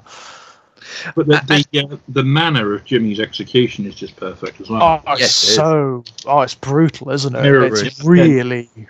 The actor that plays Chibs, whose name escapes me presently, but mirroring his actual life experience. Tommy Flanagan, Tommy Flanagan, thanks. Yeah. Yeah. It's like, well, we've got this actor who not only is very good at what he does in terms of acting, but has this real life experience and has these scars on his face. Yeah. Not used to that. Yeah. Brilliance, right? Absolute brilliance. Yeah. And again, there's sort of like several layers and shades of interpretation happening here. It's great. I mean, I think the show is quite ruthless about doing that in service of story. I think it's quite ruthless about the way it does that. But I'm not. I mean, when I say that, I don't mean to imply that it's a form of exploitation. Everyone involved are grown up; they know what they're doing. It's a voluntary act on everyone's part, and I love that. I mean, I commend that. The commitment of the actors to the show is a big part of what makes it work. Yeah, definitely. But the emotion in that scene is absolutely, and it's the emotion in everybody, right? Because the other thing is, like, this is Opie's. I mean, it's really interesting. It's simultaneously Opie's revenge, and again, arguably his damnation. Really, I was going to say it's also his downfall, isn't it? Because this is where he goes off the edge, right? This is the point of no return for Opie. This is it. And the fact that this is what's fascinating to me, the psychology of Opie, because what he's done is he's transposed entirely the guilt about the murder of his wife off of the two men who were actually directly responsible. Let us not forget, Clay and Tig. Yeah, and he's put it all back on Stahl. So she becomes the Judas goat for the entire, for all of Opie's angst, for all of his, all of his pain, and the fact that it mirrors the death of his wife, but also there are very strong echoes of the previous confrontation between the two of them, which is that incredibly powerful scene in season 2 where Opie says, "The outlaw showed mercy. Remember that." Yeah, and that line comes back in this very scene. Of course. I mean, it's another way of establishing a certain communication between the characters, but also between the characters and the audience, right? Yeah. This is Opie basically telling the audience, you know what? All bets are off now. Yeah. Whatever parameters existed. As well as that, I think there's an aspect of, she brings that up and she says, "You showed mercy last time, Opie." Yeah. It doesn't say so, but the implication is, I did, and you had a chance, and you fucked it. Yeah. This is what happens. You get one go. Yeah. Well, you got to live with it. Yeah, or die with it, as the case may be. No, I think that's right. But also what I love about it is I know that it was in what's clever about the writing in that moment is I know that's what was in my mind in the audience when he was sitting there. I was thinking it and then she said it, and that was really powerful. But also it made perfect sense for her character to say that, because that is her last desperate card right she has to play. You know what I mean? It's that last attempt to get some kind of handle, some kind of purchase on the situation, some kind of grip, right? Because that's what she's all about. Just an angle, just something, anything, and that's the last card she has. The juxtaposition between her and Jimmy, I think, is quite interesting, because she will, and you know that character, and you know that she would say or do anything she could to get herself out of that situation. Whereas Jimmy, for as much as he's a dreadful human being, when Chibs opens the door and he says, that's it, there's no argument, there's no discussion, he just gets out and that's it. I know I'm done. I mean, for Jimmy, it feels like the whole thing's been a game, right? There's that wonderful bit where he gets dragged out the boot of the car in the clubhouse, and he says to them, bad luck, lads, luck of the Irish, eh? Luck of the Irish, as he's getting dragged off. And it's like, it's the whole thing, because Jimmy he's just running the whole time, the way he gets out of Ireland. And then there's that whole thing where he gets back, when he's trying to set up his out, right, where he's talking to the other drug runners, saying, well, look, I can, I still got the contact, I can be your man in, what is it, South America he's going to do, right? He's going to... And it's just like that. I mean, again, it's all completely bonkers. But I love, like, that guy goes on a roller coaster, But I love how when he gets to the end of it, as you say, he's just like, okay. No, I chanced, I gambled, and I lost. C'est la vie, right? Yeah, I gave it a good run. Yeah. Whereas Stahl, her ego, her like psychopathic ego, will not allow her to accept that. She cannot lose. Yeah. It's inconceivable, right? Especially to this filth, right? Yeah. This scum, this absolute scum outplayed me. Well, I do love as well, like, throughout this season, she does actually make it abundantly clear, like, she does not care about the Suns anymore. She doesn't give a shit. She just wants the Irish connection because she wants to get back and go, like, the whole thing. She's almost, I mean, it's part of the fun of the character. She's almost rolling her eyes in every scene she's in there with Jackson. Because, why am I dealing with these fucking rednecks? You know what I mean? Like, these small fry, these sprats, right? This fucking stinky biker gang. I don't give a shit about any of you, like, that's a problem, isn't it? She fundamentally underestimates all of them. Yeah, exactly. And it's interesting because you get a prelude of this in season 2 when she has the big interview scene with Jax, and he dopes her out in that prison scene. It's a really great sequence, and he does figure her out, and he's like, you've got jack shit, because if you had more, you wouldn't have rolled the dice by saying what you just said. So you actually don't have anything. You're weak.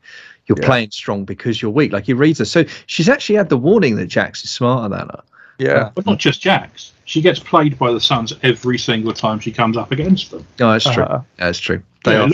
Look at when she meets with. Oh, fuck me! Why have I forgotten names tonight? I'm so sorry. It's okay. Kurt Sutter's character.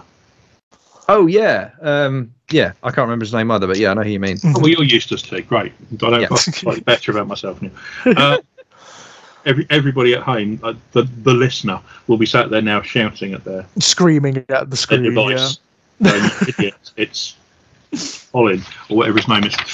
Anyway, look at what he meets, and he gets the better of her without really trying. Yeah. Right. It's every time she crosses paths with one of the Suns. Yeah. They get the better of her. It's that assumption of superiority, isn't it, that gets her every time. She's quite a shit cop, really, in the end, isn't she? It is.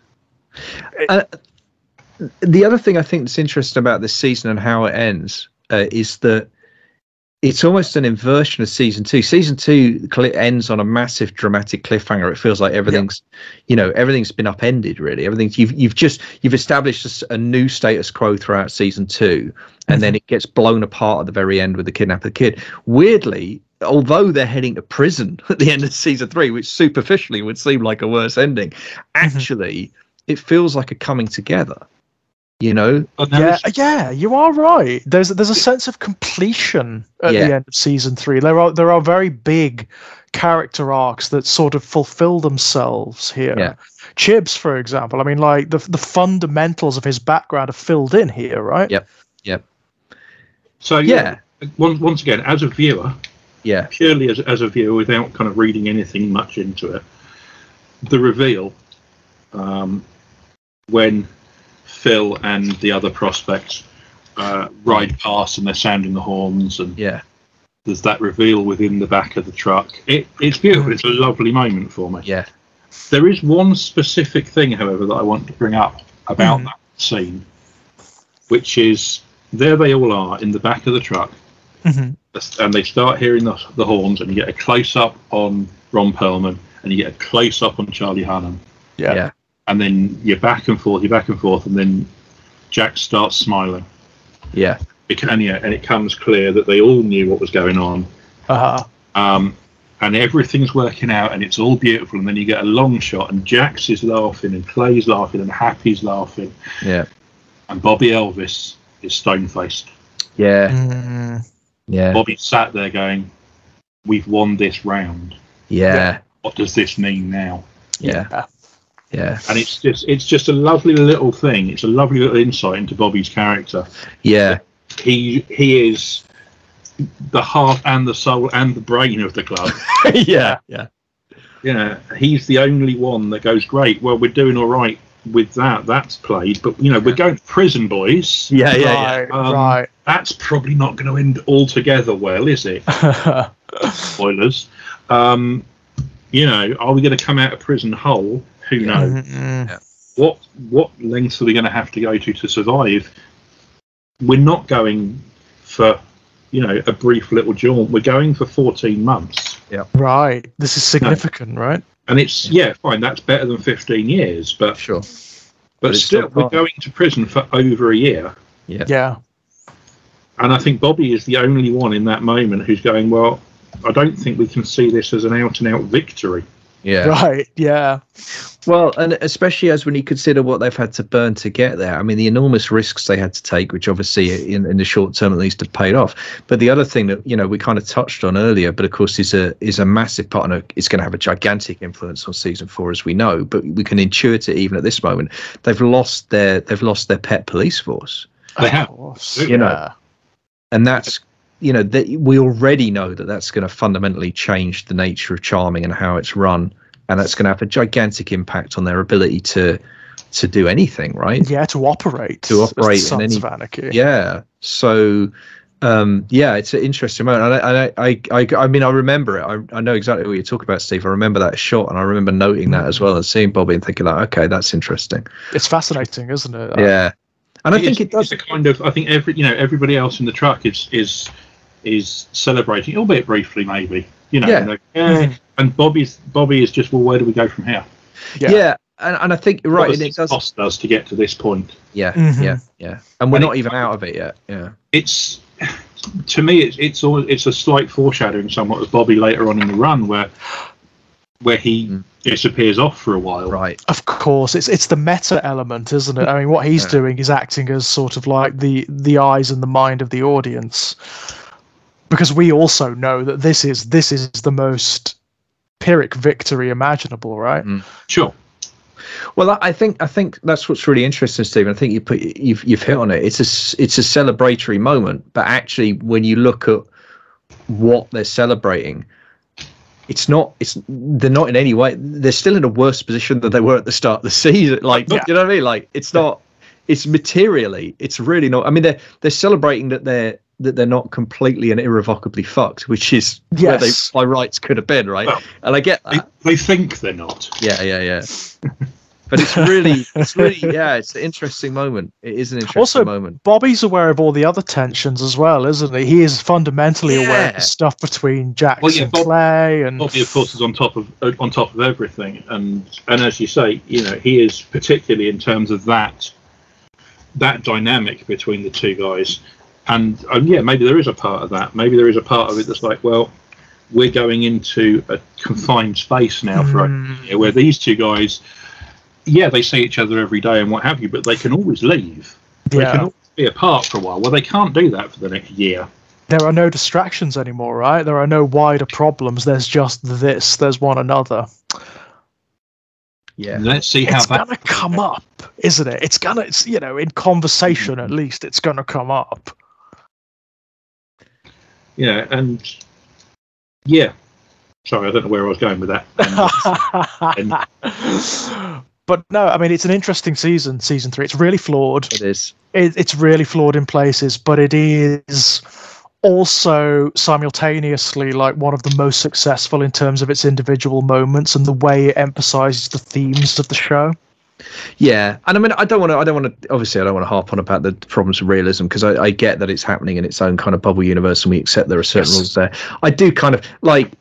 I mean, you know, the idea that a bargain signed by an agent who got assassinated the same day would in any way hold up, and that they'd actually, you know what I mean? Like, yeah. It really is like magical thinking. Some of this shit, yes, you know? It's like there is some magical thinking, certainly, and I think, you know, I do think it reaches its height in this season. To be honest, yeah, maybe. I mean, that would be something to keep an eye on. The other thing I did want to mention, I mean, in a sense, we're getting towards wrapping up, which is fine. This does. I just wanted to point out that this does feature. I think it's the first appearance of the Grim Bastards. Yeah. Which, you know, I think that's worth, because obviously they become kind of more involved as things go on, and it's good to. I'd actually forgotten they come in this early. Me too. I for some reason I thought they were much later on. Mm. And again, I think I know we haven't talked for a few months on SOA, so I may be misremembering. Is this the first time we get to enjoy Lenny the Pimp? Yes. Yeah. Yes, it is. Yes, it is. This is where he's introduced, right? And these are story arcs that are going to like carry on for ages, seasons into the future. Yeah. And actually, now I mention that, I've just thought of another character that we haven't talked about, who I do genuinely love, who just has a little, you know, it's only a brief thing really, and that's it, which is Lumpy. Lumpy's gym. Yeah, actually, of course. I'm really glad you brought that up, because I did want to get into that, because that's a tricky. It's one of the bits that I'm kind of less happy with in terms of the sequence between him and the neo-Nazi guy. I feel like I get what they were going for with it, but it just didn't quite work for me. It's like, I mean, Darby's inclusion for me in this is just kind of like, we haven't used in this season. Let's not. Yeah. It does feel that way, doesn't it? It's almost like, you know, we've got him here. We may as well use him. Yeah, we've got an old Jewish character that we need to muscle. Let's use the Nazi to do it. Let's use the Nazi, right? That for me is a little unfortunate, but well, it's not just that, but it's also that what I find really weird is that thing where Darby effectively just doesn't do it. He has a kind of weird attack of the conscience or something. It's like, and I'm like, I'm not sure I buy this, you guys. I'm sorry. Yeah, and I'm not sure I want it either. I'm not even sure I want the redemption of the Nazi character. Exactly, redemption arc for Darby. Really? Why? You know? Sorry, was that? Bit weird. I mean, like mechanically, again, I get it, because they need to set up that whole thing with the dissident Mayan guy for the whole Salazar in instead. You need Salazar to be the guy, because then it sets up the kidnapping, sets up like a huge part of what goes on in the second half of the season. But it's just that's a bit where I felt like that's just one too many moving parts, maybe, where it's just too many things going on. I mean, I guess as well, it's worth mentioning that they need it because actually that's setting up season 4 as well, although we don't realise it, because obviously the fact that this guy's brought up Main Street is actually going to be a massive part of what we're talking about in the next season. Absolutely. So in that sense, they're doing some necessary sort of legwork, I guess. Some groundwork. But I wasn't super well. It was Darby's attack of conscience that bothered me. It just felt, honestly, it felt out of character. I couldn't reconcile it with what I knew of Darby, to be honest. It's like, no, he's not going to give a shit. You know what I'd have preferred? I'd have preferred it if the gym owner had just beaten Darby to death and then ended up going down for manslaughter. Yeah, that would have been nice.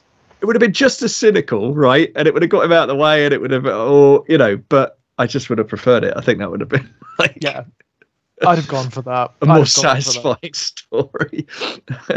I would have preferred that than the sort of hooker with the heart of gold, thing. I don't, especially in reference to a Nazi. I'm not. I mean, he's just such a massive creep. I mean, I know he was kind of there's a dialogue between him and Rollins' character in season 2 where he is sort of shown up to be a bit of a hypocrite almost. But I still, no, he's a detestable piece of work. Let's not. No, maybe not the redemption arc for the unrepentant Nazi. Maybe we shouldn't be doing that show. Of a bum note there, but yeah. But other than that, and as I say, I had my issues with certain. I think my problem with the finale really comes down to, I felt that in order to deliver the shock reveal to the audience, they kind of had to do too much work concealing stuff from the other characters in it, and it just made it a little. I remember watching it the first time and just being absolutely floored, but every time I've watched it since, I've just found more and more bits. I'm just like, really? That's just it's like it's an interesting tension, isn't it, between storytelling where it's like, what do we show, what do we reveal, when do we do it? And there just felt to be one too many revelations. But if they could have just breadcrumbed a few more of them a little bit, maybe that would have done it. I don't know. Or maybe explain the process a little bit more, because there's a lot left up to just inference, isn't there? Yeah. You've just got to infer what happens or what Jax was doing and how he was orchestrating it, And there's also, when you work it out and you look at it, I mean, which I did because I got too much time on my hands, and you realise when Jax says in his letter to his mum there was a club vote, right, on this, that must have happened in episode 3 or 4. Yeah, it's odd, how early the conversation was happening between Jax and Stuhl. So that and there's no whiff of it, and there's no reference. You could have had them talk about it without talking about it. Do you know what I mean? Yeah, I know exactly what you mean. It just a bit more, and it would have felt a little bit more realistic. It's just really? Yeah, so if you, as you come back to watch season 3 again, you realise that they have been talking about it the whole time, but you just didn't get it. Exactly. And I think it could have done that, and they didn't. And it's just a little bit, a little bit cheap. No, that's fair. I think you're right. I think there is a bit of a missed opportunity there. Yeah. But that said, I think that was in service of delivering that first viewing experience. And that first viewing experience, I can't deny, I remember that first time still. And it was incredible. The endorphin rush. It was, absolutely. I'm entirely with you there. And it's I think it is emotionally brilliant, isn't it? It's emotionally wonderful, because you feel all that cocktail of emotions. You get the relief where you realise that actually Jax hasn't betrayed them, and that's good, that's all well, and Stahl gets a comeuppance, which is a wonderful fist pumping moment. And then it all gets taken away from you. Yeah. It all gets taken. I mean, and not Bob. I didn't notice Bobby the first time around I watched it, obviously, because I'm too caught up in the whole woo. Yeah, everything's great.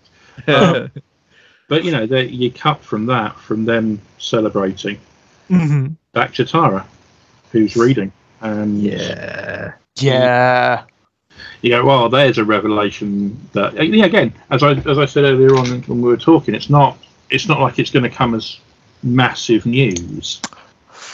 It's just stated outright for the first time, and I think it's the fact that a character knows. I think what it is, isn't it? I think the real genius of that is the fact that it is Tara. Yeah. Because up to now it's been Jax, but the fact that it's Tara who's going to get, because then suddenly Tara's in the Gemma position of having incendiary information. Right. And she can't keep it to herself. No. Yeah, of course. But it makes her really vulnerable as well, right? Yep. It ups the stakes for her. Do we think something bad might happen to Tara? Don't we? No. I think her and Jax ride off into the sunset. I'm assuming that everything works out well for them. Yeah, absolutely. That's not true. Well, that's I mean, it's happily ever after, isn't it? One of the things I find really interesting about the show, I mean, again, this is listening to Reaper reviews. One of the things they talk about there is how, they have actors that they think are going to be a big part of the show, and then they leave for whatever reason, and they change things around, right? I mean, I'm forgetting the name, but like the deputy who dies at the start of the season. Oh, yes, of course. Yeah. He got a job on another show. That's why that happened. They were planning on building his character. I think Halfsack as well, actually. The actor who played Halfsack. Right. Halfsack was intended to have a much bigger arc, but then the actor got another job and needed to leave. Interestingly, apparently the story, that is also the case. Opie is a weird one. Opie was originally going to die at the end of season 1, but the chemistry between him and Jax was so good that they kept him on. But then there was apparently, according to, I think Sutter said this in an interview at somewhere, at one point his conception of the arc of the show, the final shot of the final episode was actually going to be Opie shooting Jax. Oh, right. Wow. That was how he planned on ending it. At a certain point, that was where he thought the show was going. But then they had a similar thing with the actor, with Opie, where he had to leave for whatever reason. But I think that's fascinating. I know we're not there yet, but when we get to that, obviously, because I think the death of Opie is the beginning of the end of the show. I think the rest of it is a long kind of almost eulogy from that moment. Yeah, I think that is the moment of complete inevitable no return, because there's a lot of ways in which Opie's. I mean, if we're saying. If we're saying that Bobby Elvis is kind of the heart of the group or the soul of the group, I think that's probably right. But I think Opie may be the conscience. Yeah. In some ways. And I think so. That's a really powerful moment. But it's really interesting how that stuff, stuff that feels kind of set in stone, inevitable when you watch it, and feels part of this massive arc. How much it was an impact of circumstance that created it. It's really, really interesting to think about. And that's just something about this kind of storytelling, right? Trying to make a 7-season TV show with a big cast. It's about the medium, right? And it's fascinating how often that leads to moments that are right, that are correct for the story. Yeah. Because I don't think I'd have liked that. I don't think I'd have liked it being that simple, Opie shooting Jax.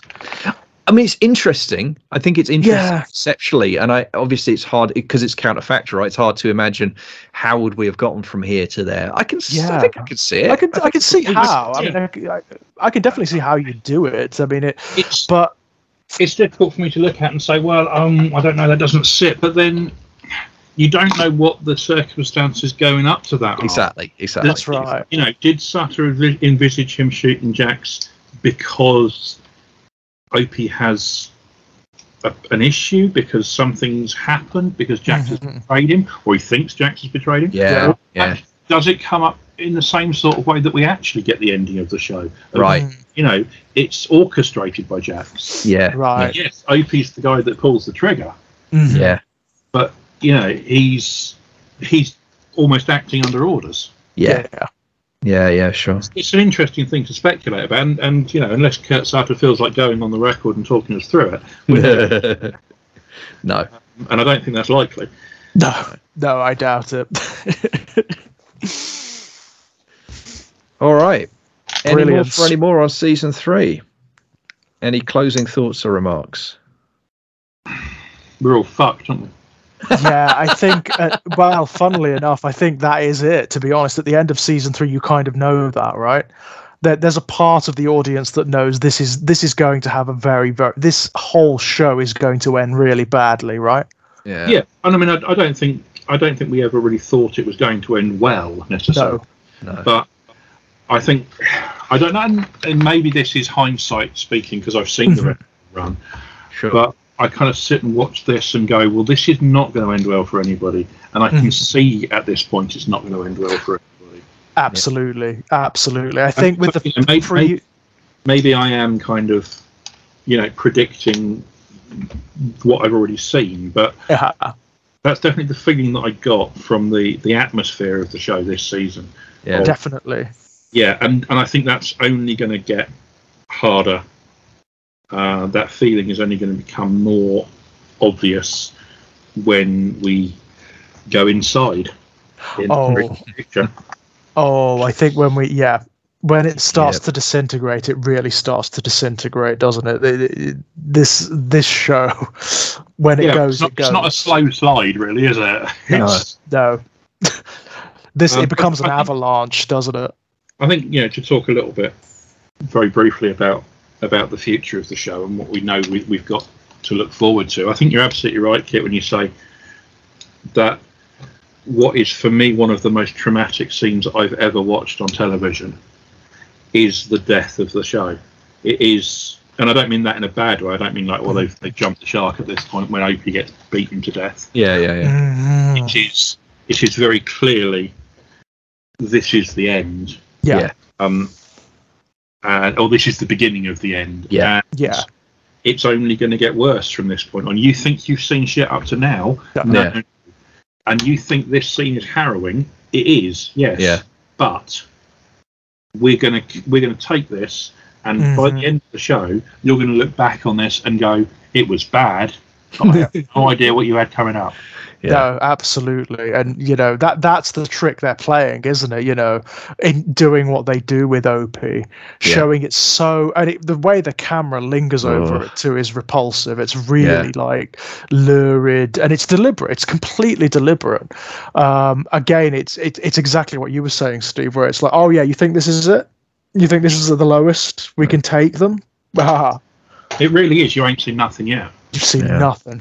You've seen nothing. And actually, I mean, for later seasons, guys, there are going to be moments that are beyond brutal. You have no idea if you haven't seen the show. There are moments. Yeah, there are moments. God help you if you're listening to this discussion, you haven't seen the show. Oh my God! Yeah, absolutely. I mean, it does work out for some of the characters, boys and girls. Yeah. I'm sure I said this on an earlier episode, but my niece has seen some of the show. We were talking about it a few years ago, and she'd started watching it, and she'd stopped for whatever reason. And I was kind of like teasing her. It's this thing where she hates it when I kind of spoil shit for her, which I don't tend to do very often. But and I'm like, oh, so you've seen the first couple of seasons? Okay, well, everybody dies, and she said, no, I'm kidding, I'm fucking not, people. No. There are a handful of survivors in this show. Yeah. And even they come out of it pretty badly, right? Yeah, it's by and large, this is not going to end well for anyone. No, really not. And on that cheery thought, my loves, before we leave, do you have anything that you'd like to pimp out? Mr. Power, make a start. Okay, sure, yeah. Most latest release is obviously My Life in Horror Volume 2. Of course. The ebook of which came out in December, and the paperback and hardback editions are now available mass market. They came out 25th of Feb. So however you want to pick up that book, you now can. Obviously, the ebooks are an Amazon exclusive if you want the paperback, hardback. Wherever books are sold, people, grab the ISBN number, go to your local bookshop by all means, or even your library and order it from there. That would be fantastic.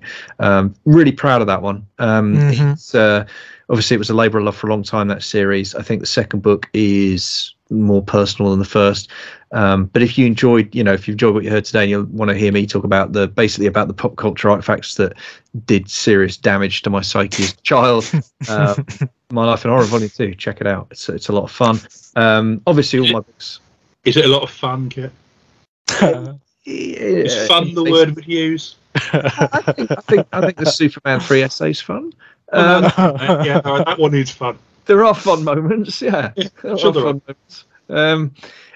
my books are available either, the ebooks generally through Amazon or through bookshops, or indeed in some cases through my publisher. For example, The Finite, which came out from Blackshot Books. If you want to pick that up, go to the publisher's website and get it from them. That would be fantastic.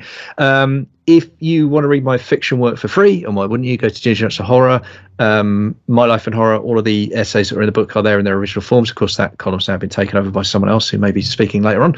I don't know who that could be, Kit. No idea. No, but the entire back catalogue's there if you want to read the essays in the original form, in the original order they were published. If you want to catch up with my work on a more regular basis, $1 a month at Patreon will get you something new from me every single week. That might be a book review, or it might be a non-fiction essay, or it might be a piece of fiction, or indeed it might be one of two now exclusive podcasts that are running through my Patreon. One covering the work of Arthur Conan Doyle's Sherlock Holmes stories, and the other one is I'm doing a deep dive on Terry Pratchett's Discworld. So if either of those interest you, again, $1 a month gets you something new every week, and patreon.com/Kit Power. That's me.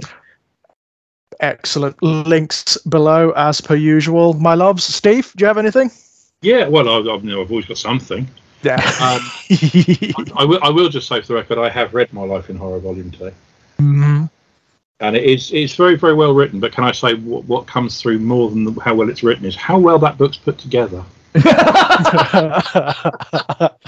Sorry, I jest, obviously. Really honestly, it is an excellent. It is an excellent read, and it's a very powerful read of places as well. And I do highly recommend it. My point of view, the promo is the same as the promo always is. I run Black Shuck Books, which Kit may have mentioned just a moment ago. I publish Kit Power and other people too. It's not just him, honest. Blackshuckbooks.co.uk. That's BLACKSHUCK books. It's been a quiet year so far. It's been well, not for me, but it's been a quiet year. It's been all prep and no news shows this year, but that will change in the very near future. So swing by the site, sign up for the newsletter, and you'll be the first to hear. Fabulous. As per usual, guys, there are links down below. I will personally recommend the various horror short story collections that Black Shuck Books have done. That I've reviewed a couple of them on the channel. They are just beautiful. They're beautiful pieces of work. I honestly love them to bits. Working my way through them all at the moment. I'm enjoying them. That's lovely to hear. Thank you. I'm enjoying them immensely. Really, really am. As for my good news for you, then, George. Oh, hello. There are two more that I've now signed contracts for, which will be announced in the very near future. Oh, brilliant. Again, stay tuned, ladies and gents. You'll see it here. You'll see it knocking about here, definitely. As for myself, as per usual, you can find me knocking about here on the Exaggerated Elegy channel. I'm doing Bloodborne again, guys. I played through Bloodborne again for the 4th time. What is wrong with you? I don't know. What is Bloodborne? Sorry, I am so out of the loop. Blood. What did you just say? What is Bloodborne? You did say that. Oh wow, that's a podcast in itself. I was going to say, I'm really sorry, Steve. I want to get out before midnight. Can you not ask questions like that? We can't start that. We can't start that. It's a game of some sort. It's a game of some kind, yeah. It's from the people who bought you Demon Souls and Dark Souls. Yeah. I'll look on my own time, shall I? Yeah. It's like Dark Souls does Lovecraft. It's amazing. It's absolutely incredible. Quite likes it, really. Oh, top three like video games ever made for me. It's incredible. It's just absolutely incredible. There's also a couple of new podcasts going up very soon. We've got a new episode of Not the Same Log with Jack Graham. We're going to be doing Poltergeist 1 and 2, which was great fun. Oh my god, revisiting those films was wonderful. Absolutely wonderful. And then getting to dissect them with Jack was also absolutely brilliant. You can also find links to all of my published work over at strangeplaygrounds.com, all of my short story collections and all of the various short story collections that I've contributed to. As Kit pointed out, there is someone else currently doing the My Life in Horror articles over at the Ginger Nuts of Horror. Can't imagine who that could be. And there's a couple in the offing very, very, very soon indeed. Excellent. Apart from that, if you fancy coming and having a chat, you can find me at Twitter over at Enigmatic Elegy. With that, guys, I think we'll bring that to a close. Thank you, guys. That was absolutely brilliant. And thank you for listening along, guys. Until next time, bye-bye. Bye for now. Cheerio.